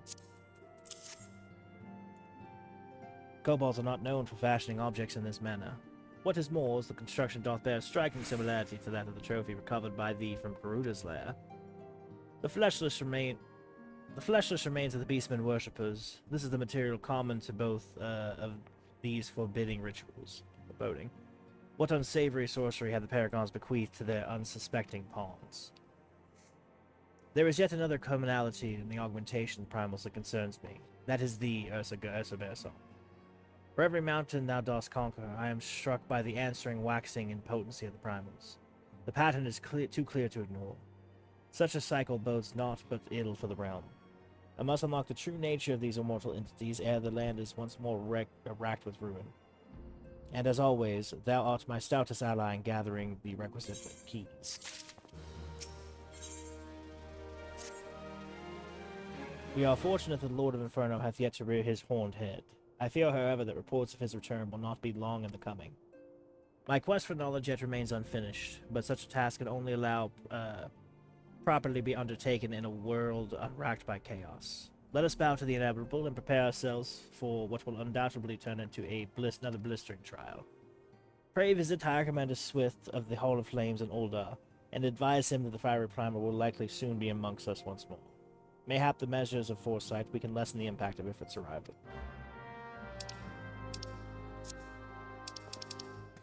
I feel like I'm gonna get there, and he's gonna be like, "Oh my God, Ifrit's on the move!" Just instantly. Steps 2 feet in the door.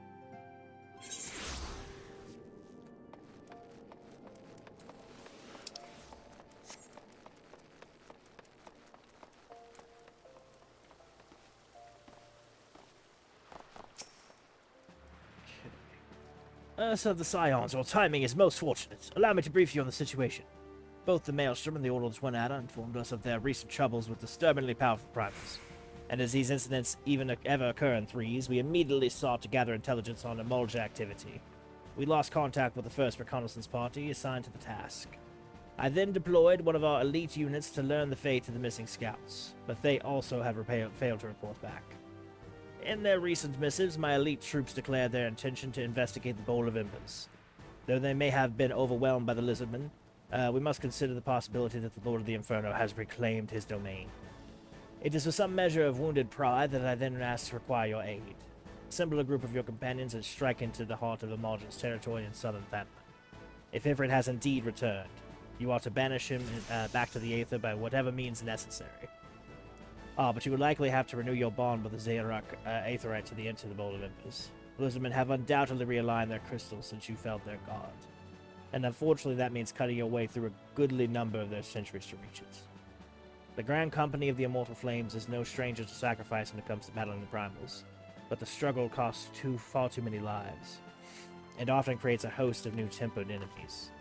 You have your unique talents, however, can spare the families of our soldiers that grief. I will pass news of the involvement in this mission to the Scions myself. Should our primal fears prove substantiated, then I pray your efforts meet with success. Okay. To the Aetherites.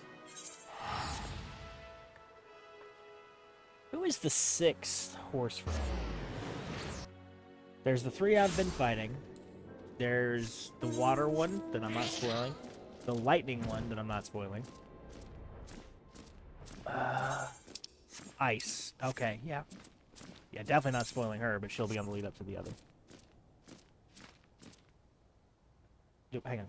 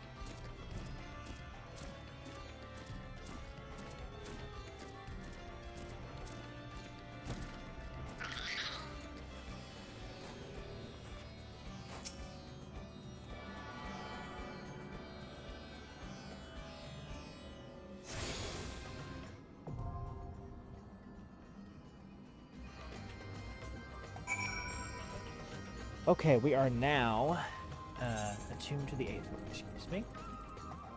Yeah, we got a lot done today. Am I? Okay, we're not overcapped on attunement, which is good. Going to Bowl of Embers Extreme. So this will turn into that quest line, make sure we don't have any other primals lurking in the woodworks. And be about our business.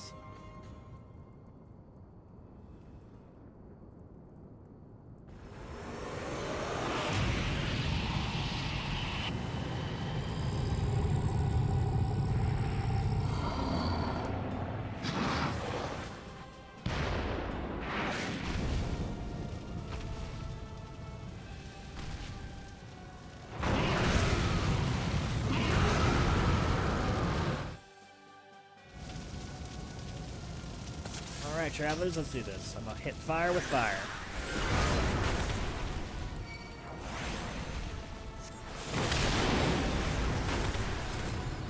And he's gone.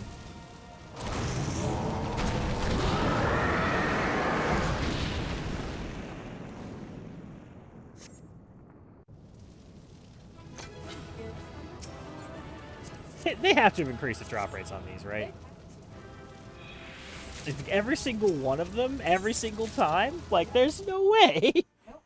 I'm not complaining. But... That upgrade. If it was reborn with the strength of 1,000 raging infernos, and yet you vanquished him, I can offer you naught but praise, warrior of lights. Ever prepared for confrontation? Good. Those instincts serve us well as they serve you. What meaning hides within this constant pursuit of ever greater strength? Have you paused to dwell on its significance? However you might choose to justify your actions, it seems you have tested the very limits of these 3 primal avatars.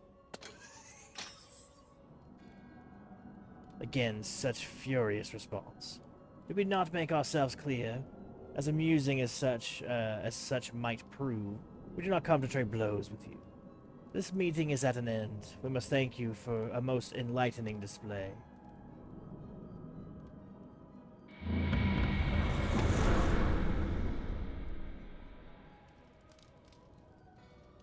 We have learned much. The destiny we seek draws closer, ever closer.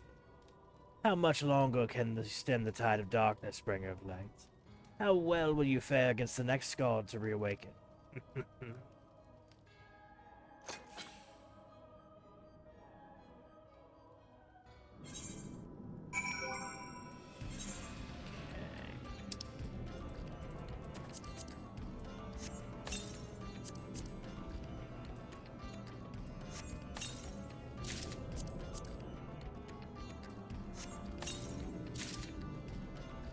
Probably can save that one. Think about it until I've used it. That's okay though.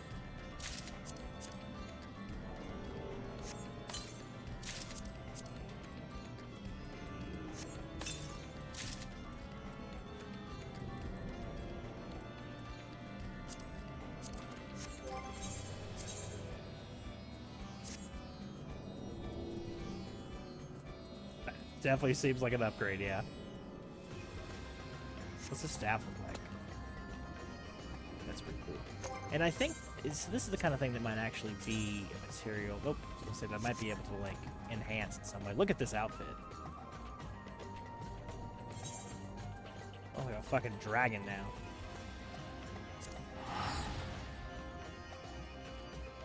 Yeah, that is sleek looking. All right, cool.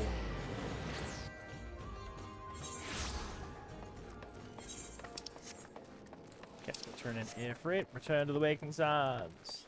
Figure out what else we gotta do.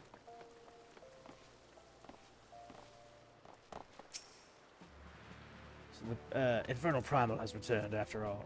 It's well that you sat prepared for the worst. Come now, Ursa, you must describe your epic encounter in detail that we might revise our tactics for future engagements. Any information could prove useful. Oh, now this is an ominous relic. While the Amalja are known for their barbaric trinkets, I sense something is different about this one.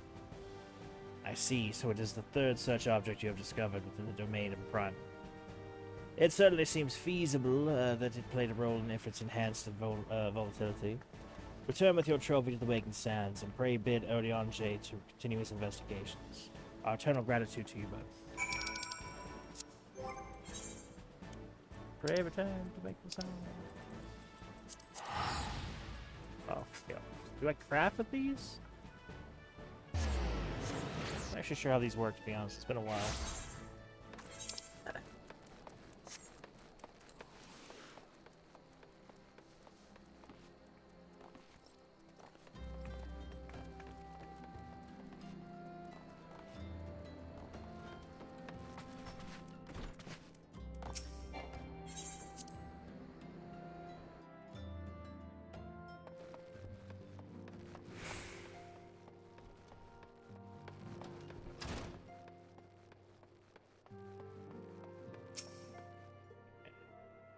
The reports from the immortal flames have flown before thee. Dost thou return once more bearing curious tool of ritual magic? Thou dost indeed. Ah, yes, it doth most closely resemble the others in form, and I dare say in function. The bone is, of course, Amalja in origin. The servants of darkness reveal themselves to thee? I am put in mind of Archon Louis Soir's words. Yet ever shall primal desires burn. For the burn they shall, and the Ascians ever toiling to stoke the fires. We are fortunate their careless taunting hath provided us certainty, where before there existed only conjecture. It is fortunate, however, that thy actions serve the Ascians' purpose so well, unfortunately. Whenever thou slayest our primal foes, the beastmen seek to raise ever more ferocious gods. And now it seems their ceaseless ambitions are answered only by living sacrifice. Each ritual object thou didst recover is a matter of focus, a tool fashioned from the bones of a willing worshipper. These foci contain the vast aetheric power generated by the fervent prayers of the beastman in the moment of his death. This power was then poured into each primal during the rite of summoning, thus giving rise to the augmented avatar thou didst engage. To free us from the threat of primals in truth, we must needs discover an escape from the endlessly escalating cycle of conflict. Such an answer will not, I fear, be readily attainable. So long as understanding eludes us, there is no recourse but to continue with the slaying. The aether they invariably hoard must be released back into the land. As the beastmen deities wax ever more potent, it's a sad necessity that the nurturing of thine own strength cannot be ignored. An action that thou must take, even though it doth quicken the plans of the past. One of the past, and to inexorable might, hath ever been the pursuit of study of arms and art. To that endeavor I may be able to assist thee. Interesting.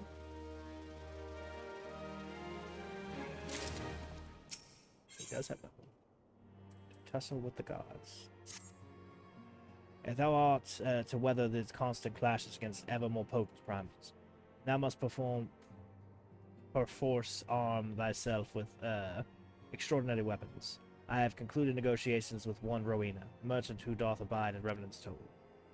In exchange for the ritual objects thou hast collected, she hath promised to provide thee with a selection from her stocks of unique armaments. Why would she consent to purchase these unsavory trophies? It's a simple question of infamy. Certain of her clientele are likely to salivate at the very thought of possessing such forbidden items. There are few who can lay claim to owning of a ritual tool employed in the summoning of a prime. There is no cause for alarm. I think that means alarm. You said it weird. Any power the objects once held has long since been sundered into the summoned deities. And lest thou worry on my account, I have gleaned from them what wisdom we require. I return to the hard-won prizes. Eye thee at Revenant's toll in Mordona, and see them swiftly into Rowena's hands.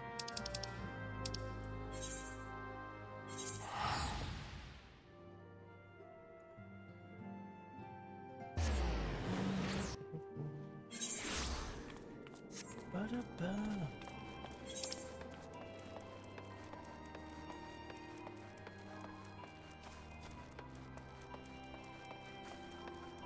Stone, banner. See that lot. Look at the Legacy of Ally. Which one's this one? I'm gonna choke them. Might look into that one. Greetings, adventurer. So you're the one who hopes to trade some primal curiosities, are you? Well, you aren't guaranteed their authenticity, so why don't you let old Rowena have a look at these ritual objects of yours?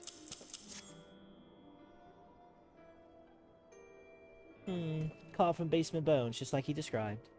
Well, I'd be lying if I said the trinkets didn't make my skin crawl like a dynamite in my undergarments. In case you're misunderstanding, that's an expression of high praise, lad.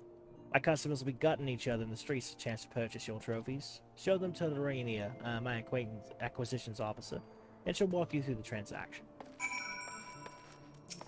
What are you doing? I'm on cue. Oh, I think you're the one who, yeah, you sell the 50 million gil mounts that I will never in my life be able to afford.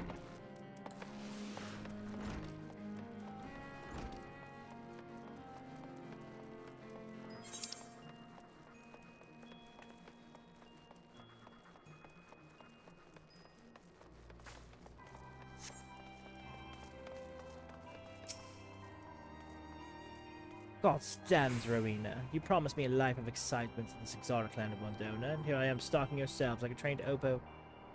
May I help you, sir?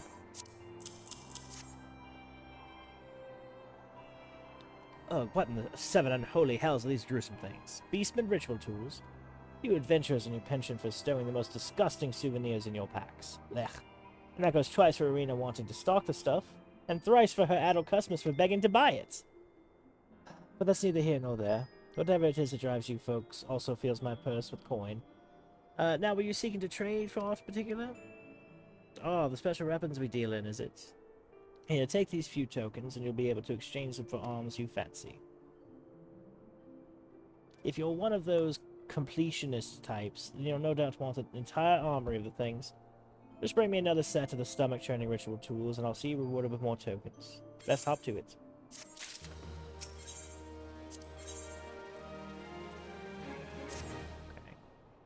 Ah, such a typical adventure. Powerless to resist the lure of our unique merchandise. Can I assume you're interested in earning more Rowena's tokens?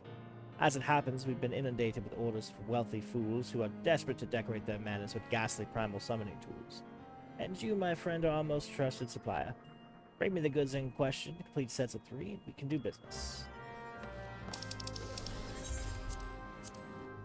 It's gonna be for way later. Not interested in that right now. But you turn those in here, I believe. Let's see. Oh, not there, apparently. And the candy knickknacks. Not there. Rowena's token exchange. There we go. Okay. So here's where you'll get whatever it is you're looking for, right? So, like, I could get a gladiator arm. Some of these look kind of cool. Just depends on your, you know, glam wishes, I suppose.